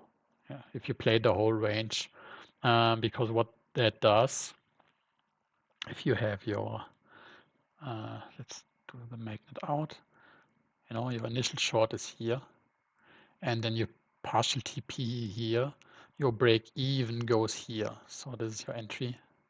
Whoop. And if you partial TP here, let's say 10 or 20%. Whoop. Oh my God, writing letters is awful. So your break even would somewhat go here. And then if you do the next partial TP, let's draw this here, then your break even would go here. So your risk already lowers while you take some profits, because you can always get out in profit. Just stop lossing at your entry, which I would rarely advise in such a short, tight range. You wouldn't want to do that anyways. But yeah, always depends. So it's going back here. You can add that back. Your entry remains at the same price, but your break even would be still somewhere. Hard to say. It always depends how much you took, right? So let's say the new break even would be down here again. So from here, adding back, your average would be still the same entry, but your break even goes back a bit lower, right? So the invalidation point for me would be simply that if that for hour would have gone above and close here, doing the same again like here, that's already sus. Doesn't necessarily mean you need to close the trade immediately, but if it starts to keep closing above that line, oh, very rough. So that's like this typical thing, right? Similar to this trend line here, and you find it all over the place in charts, even below a significant line or above a significant line. If you have like two closes like this above, yes, there are distribution. Yes, we are waiting for an accumulation candle, but these 4-hour candles cannot break the weekly trend anyways. It's just that the weekly trend is very significant, very strong. It kept being resistance like here. And then it started getting close above in general because a weekly even starts on a 5-minute, hourly, 4-hourly, daily, and so on, right? So even if it's a distribution candle, very mild alarms, not red alarms, but yeah, be like, okay, I should check my chart now every 4-hour candle and see what's going. Same situation here. If you close above like this, and then you keep like do these wiki candles that then have like a very tight body and be like this, or even twice, that's very sus. That's for me like, okay, I'm out. Now we are trying to flip this break level as support, and we keep closing above. And then the first time in your life you do this, you do exactly what I said, and it will still do this, and then you will say, yeah, I hate Blue Dragon. He's an asshole. He explained this, and now the opposite happened. The reality is, if that keeps closing in distribution candles, then technically you didn't hard close it, so the rules wouldn't apply. So the hour, thank you, Blue. Have a good. Yeah, bye, Biggie. Thanks for coming around. Glad you made it today. I know you're on the fiat minds are calling. So thanks for coming around. Have a good one. Bye bye. So reality is risk management, capital preservation before alpha. That goes to every single trade. So if we start closing above here, your risk increases, your reward decreases, your risk reward in general decreases. So the signaling for you exiting the trade in general is given by something like this. And yeah, and then it's to you to learn how to execute on it and trial and error about those nuances. Because it's not almost never accidentally or a random closure. Sometimes you see closures, I see closures, and then be like, I'm not sure why they are doing this. That's a bit sus. That's like the general word, right? It's a bit sus. But at the same time, if you have the lines properly set up and your chart properly drawn out, or use the indicators that do it for you for the most part. If I'm on the 4-hour, I cannot have dailies, obviously. Maybe we do that in the future. It's not planned right now. But you can let the daily draw out and then add the lines yourself and then switch the time frame. So that's also not a big deal. If they start closing candles just like they're doing here, then that's not really sus. Then the market and the algorithms are signaling you that they are flipping the resistance to support, and that something like this to happen is extremely likely, because what price has to do when it got support. Good night, Charlie. Thanks for coming around. What price always has to do when it uses support, it needs to find resistance. So this was resistance. What do you know? It did reject. It found the support again. Next time this resistance was not enough. It already got broken. Got closed above and claimed. And then this candle actually broke this again and yeah, closed above, but wouldn't have bothered your trade. It might have gotten you sweat, or you added back and then it took longer to reject than you expected. All understandable. It will happen more, especially if you keep staring on the chart. Time is not running at all. You're just like, why is it not playing out? I have everything perfect. Everything makes sense. You're hitting a trend line, you're hitting a break level, you're overbought. Let's say you're shorting, you're overbought. Everything is perfect, but price just doesn't want to die, and you're like counting the seconds. Can listen to your own ear here growing or whatever, and then you're like, ah, okay, not my day. I'm quitting the trade. I take the 1%, 2% fee as another lecture, and then you go for a walk, you come back home, and then you see, okay, my trade played out just that I left the computer. And I bet every single one of you in this chat would agree that this happened to them more than once. If not, if you say this never happened to you, then you're lying. I claim that. Okay. What else do we got? Does it make sense to you, Grima? It's always a more complex answer than yes or no, or do exactly this, exactly that. We can only make examples for what we got according to the rules. But does it make sense to Yeah, you that's momentarily? why that's why that's exactly why I made the question, because if we fast forward it to your target, signaling that 85,000, it's pretty clear to say, okay, you might short this, but then how many times you play that level, depending on ranges, range trends, and whatnot, right?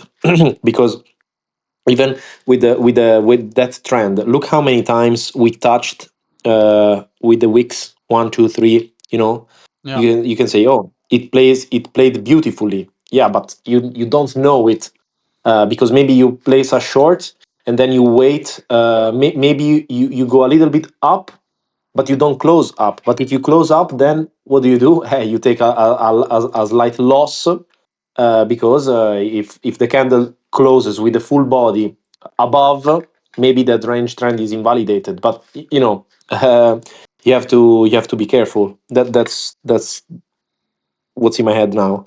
I'm in my little analysis paralysis. Perfectly fair. I think the thing that will caught many people off guard are situations like this. And when it happened, I was also there and talking about it. When this candle closed here and this was running. So what do you know, right? Because it adds to the quote unquote question or general topic. What How do I deal about it in the moment? Because maybe you would have shorted here, you may have gotten another partial or full TP, then you try to short it again. Eventually, and personally, the more those things happens, I personally, after the second tap, I would probably just not do it, Yeah, because exactly. I'm such a big believer in price follows liquidity, and that creates candles that then for some reason and market dynamic is like this perfect symbiotic of we get the candles that have their targets, they go to their targets, but also when the liquidity is there, that price will gravitate it. So the price going to the liquidity will create candles that then lead to directing to that price where the liquidity is. You know what I mean? So it's both two sides of the same medal. So when this happens here, you obviously overshot your entry a lot. Maybe it's the same trade. What I definitely like to do is I prefer managing the same trade multiple times and leave a rest position, because that from a psychological standpoint is easier for me rather than capsulating every single trade, even though the numbers are the exact same. If I entry here, TP here, entry here, TP here, so full entry, full exit, full entry, full exit. When I personally play this, full entry, whatever I say is for me full entry here, partial TP, add back, partial TP. And even if I'd go down here, unless I'm like super, yeah, I don't give a shit. I don't want to look at this trade anymore, full TP somewhere where I defined it. I would rather say, okay, I want to add back when we go here anyways, because I think we go higher and I play this fucking level as many times as I want. Then I would leave like $1 open or $10, or depending on size, $100, whatever. because then I can see the break even on this whole trade situation, let's call it, for myself. It's many trades managed within one position, in and out, partial in, partial out. And what it does, because then on the end of the day, it doesn't matter to be right every single time and not to be not wrong every single time. In the end, what matters is your profit and loss, because you can be right 9 times, you can be wrong then 1 time, and you lose 5 times more than the 9 times you were right, just because you were too ego driven to admit you were wrong in the 10th time, and then you double down, double down, double down, never stop loss, exit, call your bank for more money, panic, sweat, and then liquidate it. So it doesn't matter how many times you're right. It doesn't only matter how much profit you make over all your trades. So enter here, partial, partial, partial, add back, partial, partial, partial, etc. So what it does is like what I've drawn out earlier. Eventually, over time, it will drag out your break even. Let's say these are partial TPs, add back. So oops, and this goes back a bit lower. So this makes more sense. Then here's another partial. So we are here again, here again. Now it gets much more higher. Maybe you decided to short this. So let's say this new break even goes back down here. And then it falls really low. So the break even, it keeps laddering up and laddering up. So the risk on all your trade sequence or your position managed is so far out. So you get so much more breathing room for yourself psychologically when you need that also. I mean, there are people who are great analysts but have poor emotions on the charts. There are people who have like no emotions, but they have very poor TA. And then there are people who have none of both. They have poor emotions and no TA skills. Uh, like we know our favorite guys on social media. And then you have other people like, yeah, Sin, who just get both. I don't say he doesn't have any emotions, no, but he has very good management of that. He has very good TA, and he just executed like a machine. Pang, pang, pang, pang, pang, pang, pang, and it's like, yeah, just somebody with a pickaxe in a coal mine, and he does it. I'm not at all at that level yet. I try to get there, but there are also just attitude and character limits. I don't want to lie about that, and I know that there is a threshold or cap for me that no matter how good I manage general anxiety or emotions on the chart, I'm already very good at it. But even that has limits, right? I'm very disciplined.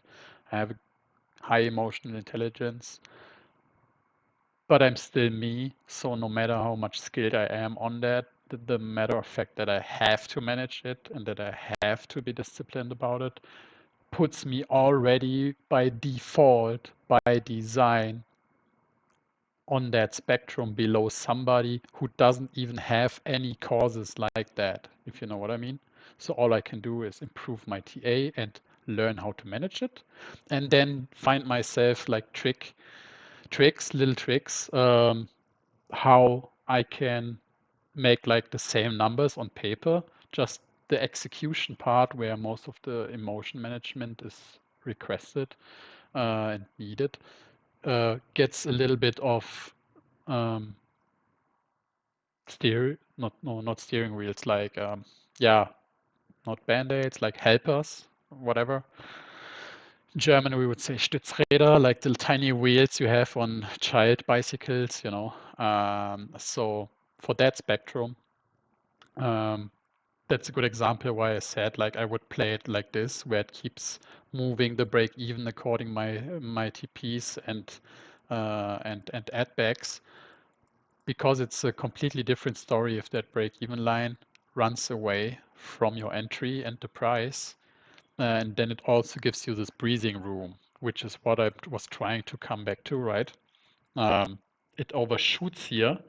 If you would have taken all the trades one by one, you might have had your stop loss here somewhere, or you would start to sweat because you're managing it and when it's pumping, like, whoa, yo, what's happening here? Okay, a bit of release. What's happening next? But you want to stay focused on the charts and on the lines you got. And if you objectively look at it, all we got here is it's fighting the weekly trend. It starts to hard close this break level again, and then eventually it finally starts to take on Sunday closure, right? It's not by accident. This 4-hour candle closed below the weekly trend. Roll over into Monday. Sunday closes. Boom. Asia open. The algos say free fire. We kept the lid on the weekly. We closed below that. Nobody gives a shit anymore. Now release the dragon. Boom. Go for the liquidity. But when you say liquidity on that Monday, where I didn't check it, but was there like a liquidity sweep? Oh, sorry, was there a liquidity cluster around that price, Yeah. or was it a Yeah. prime day, or was it just No, algorithm definitely. saying? No, definitely. It's as soon as you got like the major highs on major tops, which this is, this line here. I mean, you can Mhm, fight over a few dollars, but it doesn't matter.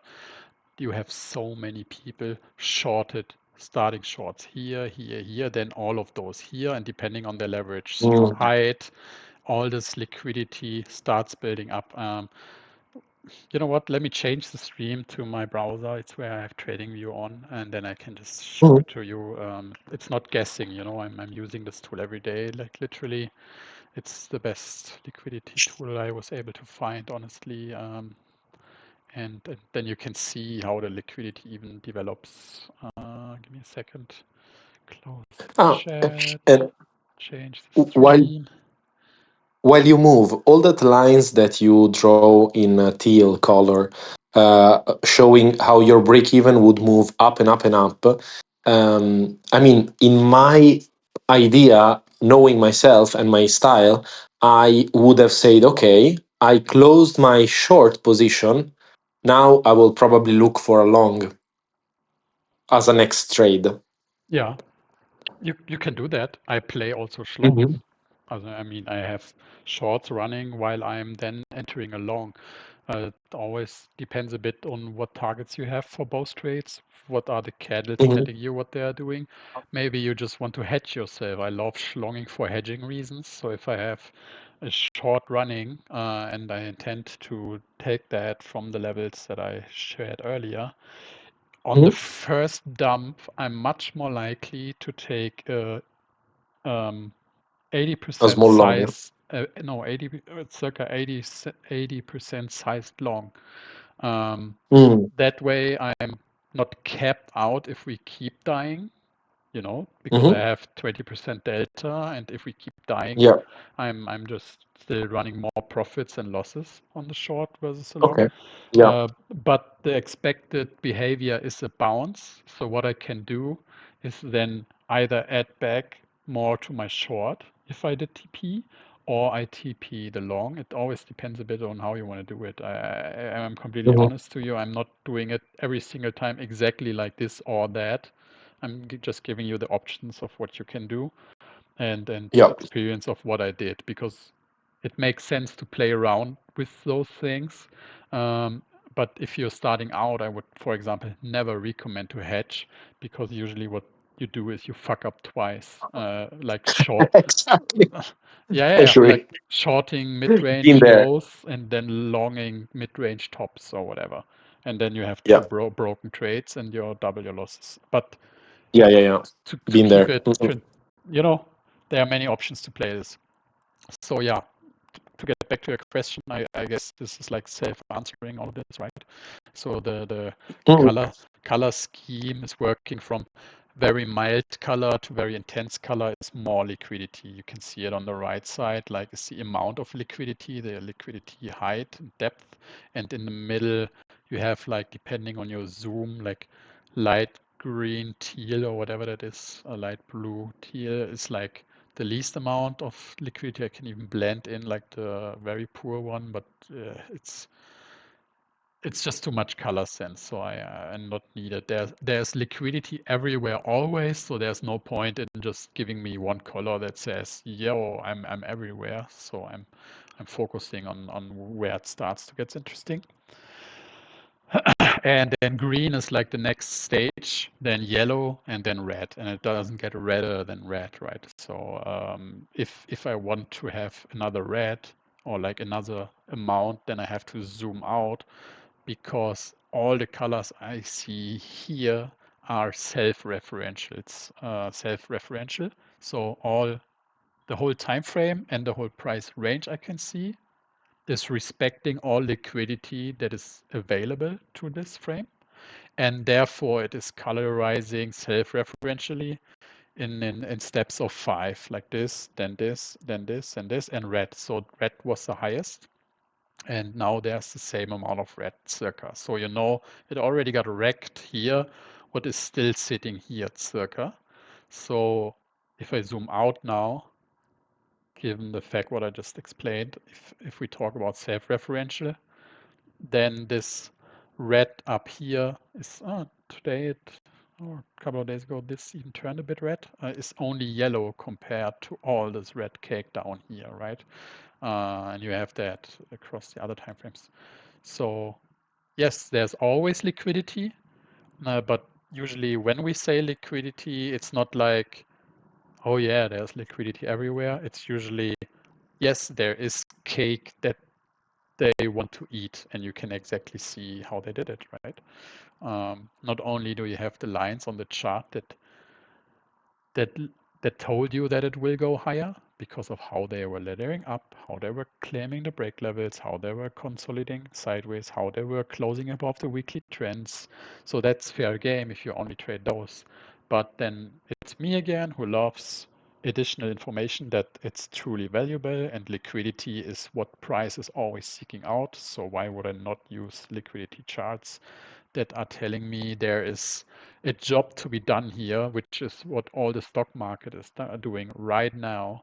The SPX just hit their top liquidity. Nvidia just did it, just didn't complete it. Google is just finishing it. AMD is just finishing it. Tesla completely avoided it, so above 500. Possible, not likely, so they probably just leave it for the next run.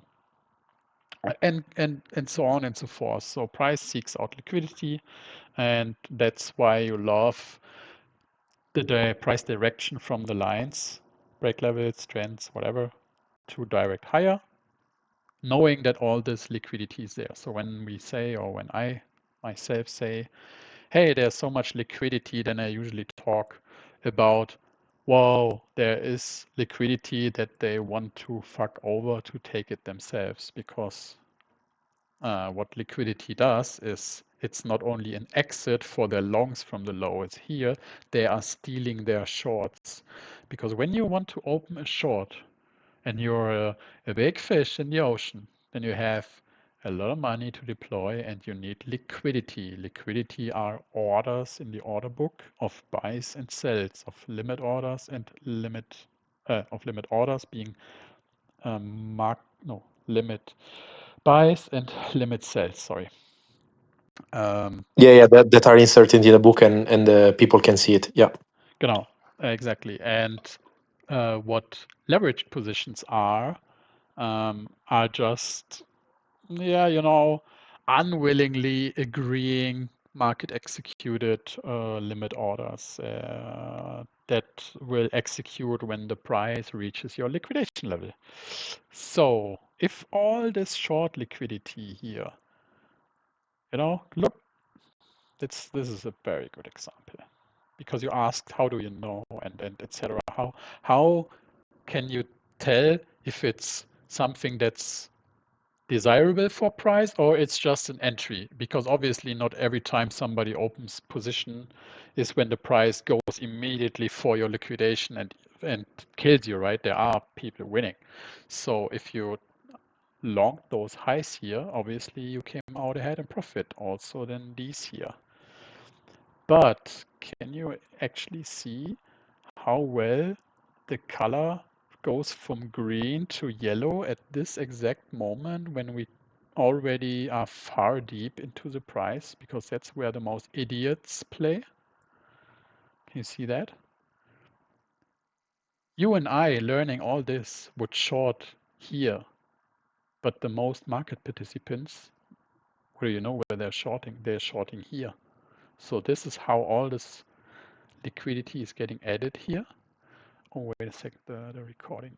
I didn't capture that. Fuck it. Whatever. Can you see it? So I don't know if that's Yeah. coming through to the Yeah. camera. Okay. So this divides going from green to yellow, which means more liquidity was exactly added from this moment in time to this. And throughout all these price levels, because a bunch of dudes thought that shorting support is like the best move that one can do. And that's why you have these wild price movements and this very delicious offerings to the big boys, because that's what people constantly do. This one here, I would say it's okay. It was after the first dump, but it was still above, a bit above the mid of the range. It's like late, but it's not detrimental. But if you move already just a bit over there, that's when the late shorters come in again. And yes, the price keeps falling down, but for whatever reason, those people seem never to close their positions, because after all, that's where the price is going and actually wicking and jumping very precisely into, right? You can even see it here.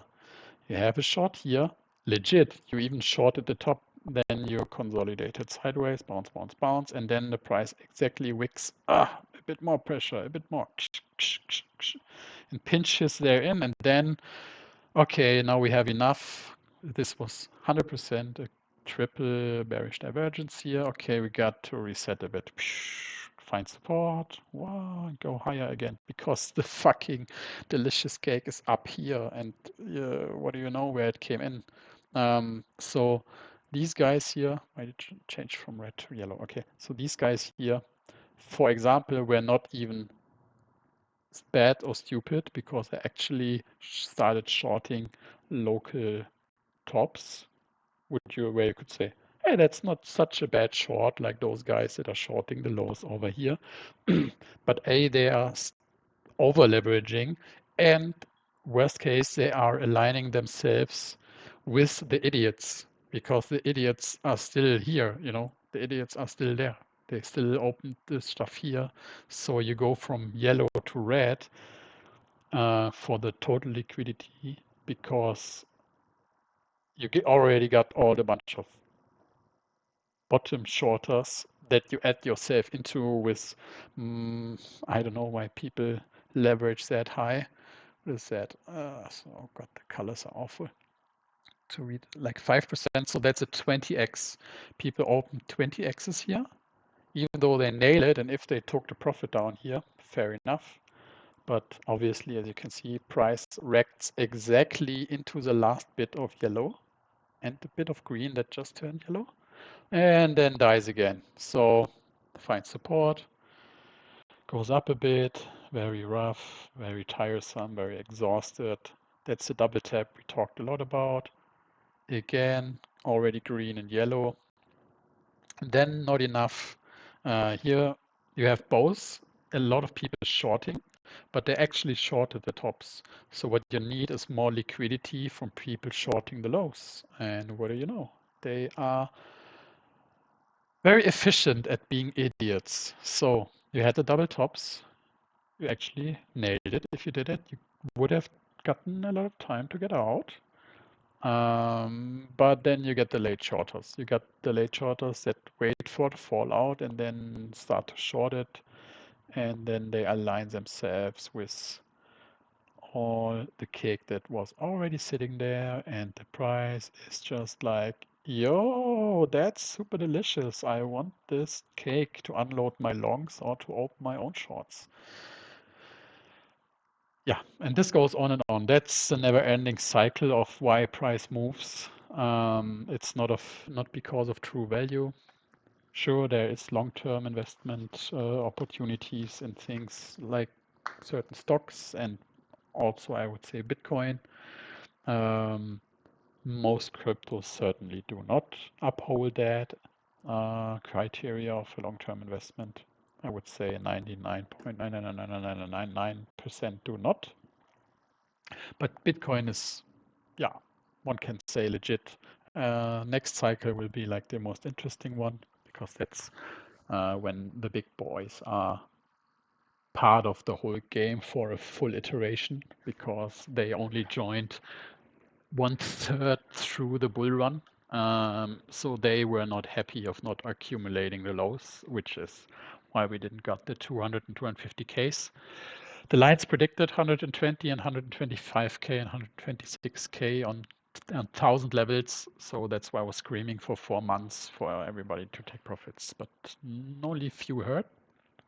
But nonetheless, the candles that got created are also by huge part driven by the players that are there now, and they were not happy that they couldn't get in by law in the laws. So yeah, they want lower prices, and they will get their lower prices, and those lower prices were not here, especially time-wise. Everybody calling for the bottom now is, with all their experiences and all those years, it's very questionable how they never understand market dynamics because I'm sorry, you cannot understand how accumulation and distribution works on like a broad spectrum. I don't want to change to TradingView again right now while I'm just explaining this basic principle. This is consolidation. This is distribution, all of this here. This, yeah, you can even argue that this is just a dead cat bounce of this actual top here, but fair enough. I mean, nothing really changed. You only made a few percent. If you sold here or here, doesn't matter. Dead cat bounce, going lower. This price range here is not enough time for accumulation. This is only, what, 3.5 months? Nope. You need something much more extended like this, of prolonged ups and downs, because the big players that consolidated here, they did that to get into the game. When did they get the approval? It was here, right? I guess it was in October 2023, if I'm not mistaken. Or was it October 2024? Somewhere here. I'm kind of sure here. That's why I said 1/3 through the bull market. So what they did is they bought as much as they could in that short period of time, because now by law they were allowed to do it. They are part of the game. Consolidate, then push it up so hard with all their cash that they then can create a consolidation range to actually join the game, have the assets, have cash and Bitcoin in an equilibrium that they like to have. And now they are in control of what can happen with price. And then now they have enough assets accumulated, boom, pump it up again, start distribution, get that cash in, and then only take a tiny breather, especially what this was is mostly liquidation, blot fast, take all the long positions from those people, and then just keep very relaxed distributing for 4 months. But they got into the game on a very, this was very sweaty for them. That was after somewhere at this given moment in time, I'm pretty sure. This was very sweaty for them. So, we got to buy, but not too much because we don't want to push it, and then they pushed it up. And that markup phase gave them enough margin to consolidate all this range and then do this again. But this was consolidation. This all here was then distribution. And now that you heard all this, I would be very interested if somebody can tell if this here is actually enough time for an accumulation to do this playbook again, just on a different detail level. Because if you think so, I'm happy to hear that opposite opinion, because I don't think so. And that's, yeah, it's such a basic market principle that I have a hard time to understand how others, they are saying that they are very vocal on social media, pretending that they know so much. And yeah, they are just coping, in my opinion. They can't even logically think how this is basically not enough asset accumulation for the big players. They barely look at how much they consolidate here for 8 months to distribute this. And now somehow they are supposed to be happy and done with 3 months. Nope. And especially not with all the cake lower. And the big boys always get their price and they always get their entry. So if people are so willingly throwing this Giga Delicious juice here, funny enough, all this liquidity for the most part started only building, and the targets for 48K have already been talked about ever since we were there. So whoever was still in contact, following, reading opinions, or me sometimes fighting with certain cultists, let's say, yeah, this range here was already asking for 48K before all this liquidity was. And this is what I said earlier. It's super interesting all the time how you can never exactly say what's first, the lines that direct to the liquidity or the liquidity that makes the price directing somewhere that creates then the candles that targets that liquidity. It's yeah, two sides of the same coin, like I said. Very interesting. So did that rambling clear your question up, Grima, of when I say liquidity?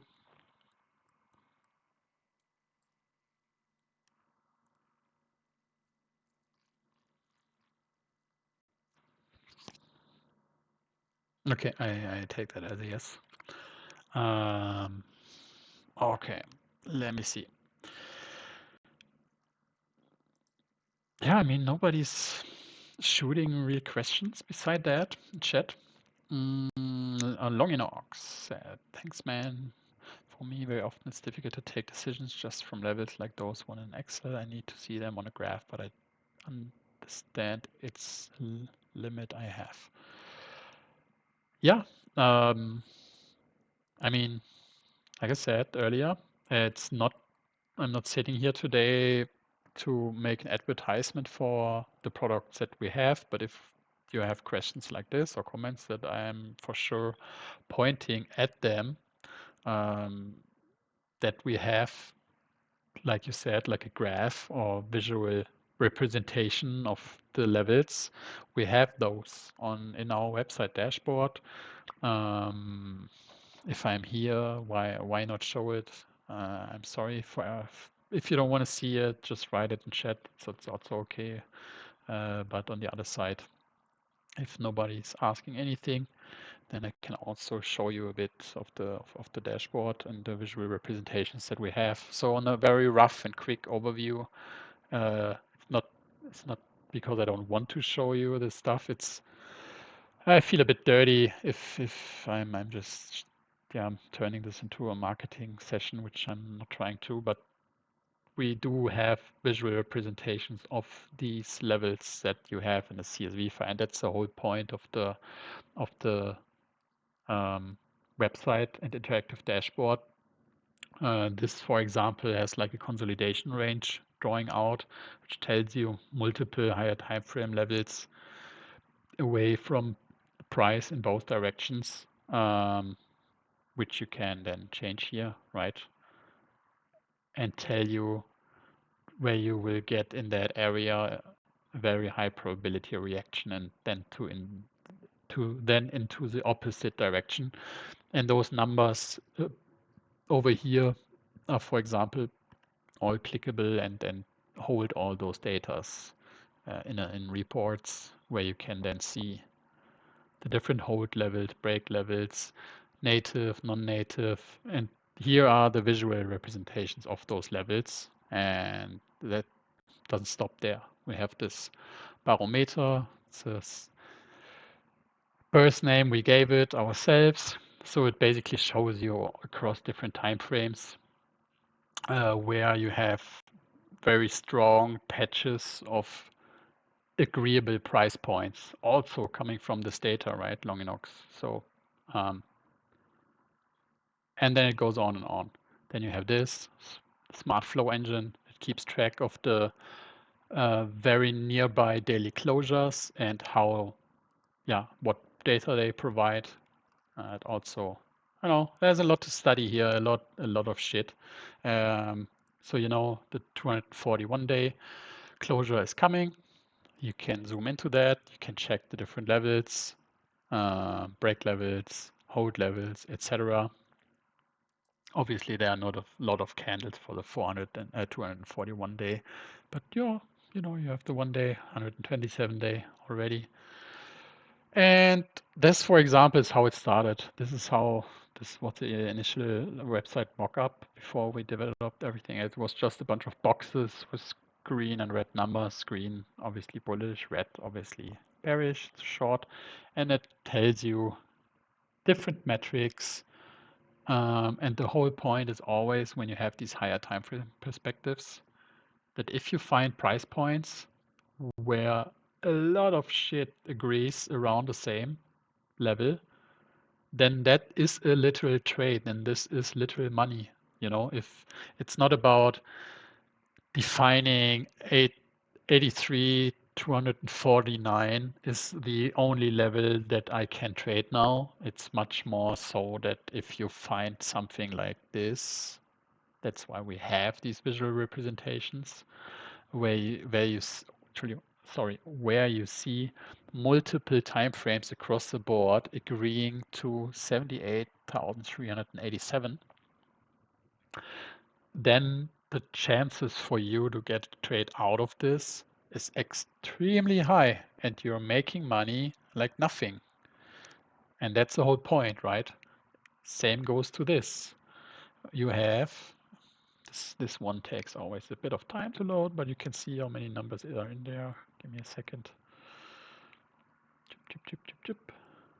Maybe I got to change this. Okay, fair enough. So if I put it to a consolidation range of 2.5%, then there are 163 higher time frames in the consolidation range of 2.6%, that on an average and median agree to 98,000 and so on and so forth to be a consolidation area of higher time frame resistance. So what do you know? You will get a fucking short out of this and a fucking rejection that will make your short profit. And that's the whole point of those things. And there are more boxes to explore, but A, I don't want to spoiler much. B, not, like I said, use this only for a marketing session. There's only one more major thing left. You have seen it at Sin's videos many times. So there's no secret to this, let's say, second trading view that we are building ourselves. And why do we do that? Not only is it convenient to have it also on the website, if you are finding stuff, it's simply because we already have the data. We can draw the lines from our database directly. We don't have to interact with TradingView. And B, and that's a moment in time that we are coming right now, and you heard it Sin probably saying every now and then in the last streams, that there's like compute power and limits, quote unquote.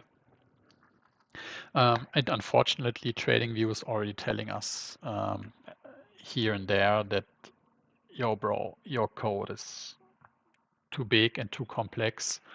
And it's all working fine. But like I said, we are not stopping here. So we will probably, I won't say focus, but there will just be some logic and data craving that TradingView doesn't allow us to do, that we have to have our own charting, and that's the whole purpose of why we build it, so we don't have any limits. If we have a GigaChat idea of Sin, he finds a puzzle piece, he says, yo, I find the next holy grail of puzzle solving in the charts, and can exactly say why that is and when it happens. Now let's grab all the data, and it's another gigabyte of Excel files and we have to load it into TradingView, then eventually TradingView will say, fuck you. Your one premium subscription is not worth our hustle with the API getting choked by all the data you have and the data aggregation and transformation. So that way we are not limited, and that's also where we added just Sui lately. I guess since had it in the last stream. We had Bitcoin, Sol, and ETH. Sui just got released, and that's all there is to it. Visual representations of levels. Also the liquidity chart built ourselves. Very proud of it. Joyboy did a really good job here. No reading from CoinGlass or any other API. It's completely built from scratch ourselves. So pretty dope. Yeah, so that's how far this goes. Let me change to trading. Excuse me, but yes. if you didn't buy APIs, where did you find all the data? Because, for instance, I mean, yeah, Dominance. There are some websites, but Total 1, Total 2, Total 3, the one that syncs shows during the daily updates. Those comes from TradingView, right? Yeah, just wondering if you didn't buy, yeah. Also, the trading different APIs, are those inside the FibLab or not? Or maybe as a proxy? This here? Just curious. Oh, well, I just changed the screen. Wait a second. I was too quick. Sorry. This here? This thing here? No. I mean, you say that you didn't buy APIs. You built it yourself on your own data, right? Sorry, I understood The trading FibLab. different. Can you say that again? Maybe I heard that wrong. Yeah, no. The FibLab Yes. platform, basically. You say you didn't buy any data feed. Is it? I mean, you are getting it from free APIs. Yeah, it's just publicly available data, which is usually Oh, just wow. volume, right? You mean this one? Yeah. In general. Okay. I can tell you that's it's not a secret even. That's how every page does it. It's just some tools do it better than others. CoinGlass is like the most famous thing because it's for Yeah. free, so most people use it because it's for free, but it's also dog shit. At times, yeah, not gonna lie. As soon as I found this, I bought this. Then I digged into it and partnered up with them because their precision is much better. But how they all do it is exactly the same. Just some are better at doing their job than others, right? That's with everything. So how they do it is they pull an aggregation of volume and they are extrapolating from the volume across the time frames into the charts. And how does that work? It's simply if you have certain volume happening at a price point, then you always have an equilibrium of equally opening up long and short. So what their algorithms are doing is they extrapolate from all the volume data per candle the how you say that? I mean, I didn't write those algorithms. I can just observe which tools are better than others. But how we did it and how TradingView does it is you extrapolate it from the volume that happens per candle, and then you put an equal opposite sided volume counter on these on this candle. So let me say that again. If I zoom in a bit, then it's probably more clear. I never had to explain it. It's all in my head. So No, bear with it's me. very fascinating. So if this candle opens up here, this is volume, right? Let's say a million Bitcoin. No, let's say 10 Bitcoin. 10 Bitcoin getting bought up here and sold at the same time. So what the data aggregation does and how it extrapolates it, it suggests that by high likelihood, if this and that amount of long and short volume is generated in that candle, that you have like 10% chance of getting 10x, sorry, it's the other way around, 20x's, then higher like 10x leverages, then higher 5x leverages, and higher 3x leverages. You can see I can check mark these in here. So TradingView, CoinGlass, our own website, none of us have any access to any trading information that's like would be completely fucked up. The only websites that have all the position information are the exchanges themselves. If anybody could read anybody's other position, that would be omega rigged, right? If you can just see other people's positions and trades, but you can extrapolate the position intentions of the volume, because that's where positions are getting closed and opened. If you have this big buying power here, then there's a counterparty that sold all the buying. So not only do you have buying, you also have selling at this given moment in time. So what do? You put at both sides of the price happening and developing, you put liquidity here. Not a very pregnant color. Who gives a shit? Bigger. Yeah, that's better. So you put like, let's say 10 Bitcoin here and 10 Bitcoin here for 10 Bitcoin happening here. Because you have 10 Bitcoin volume, which means there was 10 short volume and 10 long volume, because they match. That's always how it works. Every executed market order has a counterparty to match it. So that's how they extrapolate it. And then as the price develops over time, is then how the liquidity shifts. And that's what you've seen in many SYN updates, is when he said liquidity is like laddering up or building up, or they are shifting liquidity. That's usually when he's talking about that something like this happens. Bless you.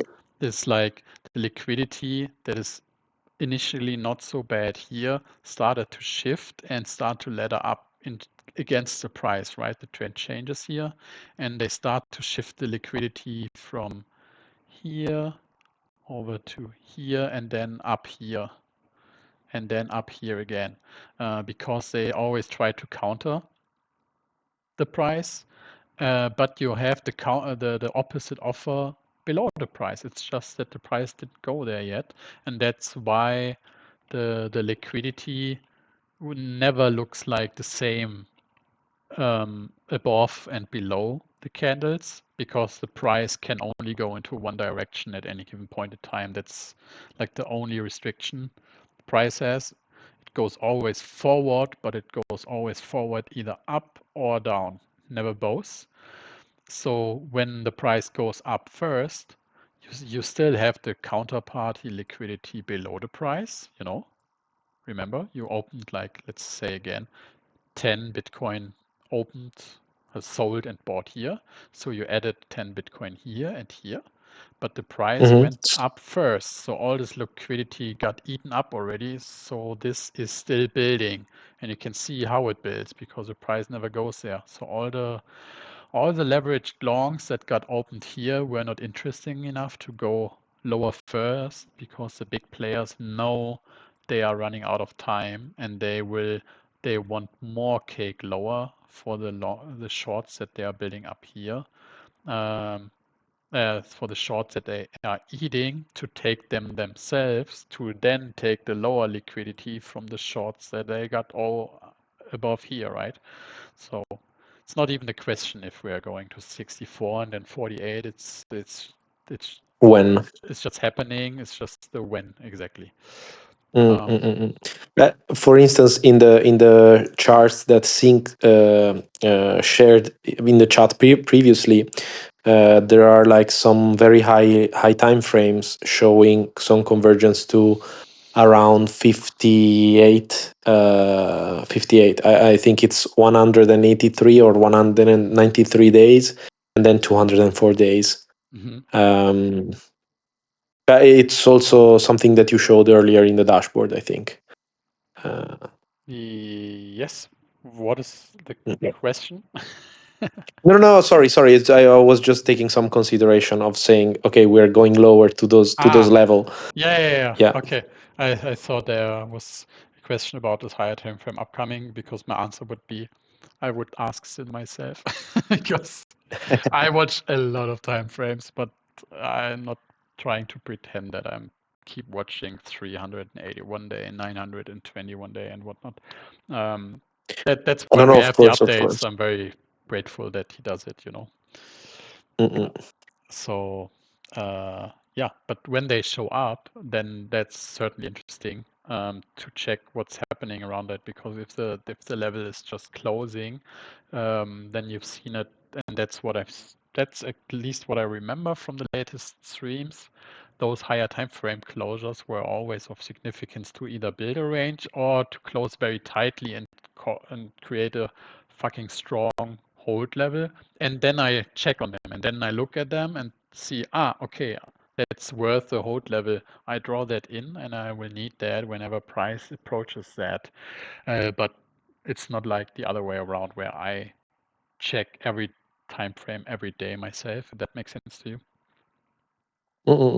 That's why we have it, right? That's why we have it. We have the dashboard to tell us what's upcoming, what's today, what's next, and what did happen, and how did it consolidate and build prices that agree on a level.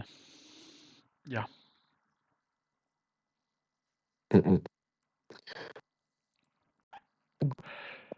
Good. Blue, I think I'm jumping now, but thanks a lot, because it was very, very interesting, and I'm getting back into the trades and using all these indicators and stuff. But one last question: do you usually still use TradingView or your native platform to take trades or do analysis? The honest answer is both. The website dashboard is still developing, and obviously I have our indicators in TradingView, so I'm using this more. But I use the flow engine, I use the liquidity chart, I use the barometer, and I try to dig into the table that you've seen there, Yeah. right to the area resistance and area support, to look and find numbers that I'm interested in, right? But I mean, obviously you can see it, right? We build all those indicators. This is still more efficient, but the other chart has unlimited options for us building stuff. So eventually you got to start, right? And since we have working features, we can just give it to everybody. I'm not gonna lie, the initial thing that we only planned was this grid of boxes that I showed at the very bottom of the first page. It's just that we kept having new ideas and said like, yeah, if we are building it for ourselves, then just let's make it good and give it to everyone. But yeah, obviously Thank you. most people are using TradingView, and I myself would recommend exactly this for the charting. But for everything else, interactive dashboard is perfectly good, especially for visual representations of aggregated levels. That's where TradingView will not hold up, and there's no better way to show it graphically than like having such a barometer, flow engine, support resistance area chart where it consolidates those high time frame levels. Yeah. So, to wrap it up, last 30 seconds, because then I'll also wrap it up. You've seen the example here. Invalidation would have been this pump, then the retest. I would have simply quit on hitting my break even here after playing all of this. Just to very quickly wrap it up, and this closure would have confirmed that I would have been right to quit and just take the money that I got, right? No matter how partial TP, partial add back, partial TP, partial add back. No matter how much you played this, mega pump, retest, seeing the building up here, just quit. Try another day or take the money that you got, maybe long or not, but just quitting the short on break even here then latest, if you would have held on, is how I would have done it. That was the initial question. So just to wrap it up. A long way. Yeah. And thanks a lot for the deep dive on the liquidity. It was very interesting. Yeah, it is. You're welcome. I'm not sure I captured it completely, but I'll dig into it tomorrow with a fresh head. Hey, there will be more live sessions, and I'm glad for questions asked, right? So I'm also not hanging on a thread here, pulling everything out of my stomach only. So keep joining, keep bouncing questions, shooting questions. Much appreciated. Yeah. So Thank you for your time. thank you too. And I would also say to everybody, if there's no critical question right now that you say like, oh, finally, shut up and hear me out, then go for it right now. Otherwise, I would say we are 3 hours in. And I would also wrap it up right here. Like I said, next live session will be mostly dedicated to RSI. That's important to many people and to me. Leave some questions in the questions forum. I posted again. There are only a few leftovers that I'm working on, how to answer them. Keep shooting questions there. Otherwise, have a look out still on events. That's where I will announce the next one. Good night, Rimmer. Talk to you soon. Yeah, thanks for coming, everybody. I guess it was the longest live session ever. Appreciate everybody joining, asking stuff, chatting. Keep learning. It's a lot, but it's more than worth it. Financial freedom can be built both ways, up and down. If I can do it, you can do it. And yeah, I wish you a great week. And we see and read each other then in the chats, right? So good night, good evening, good morning, wherever you are. Bye.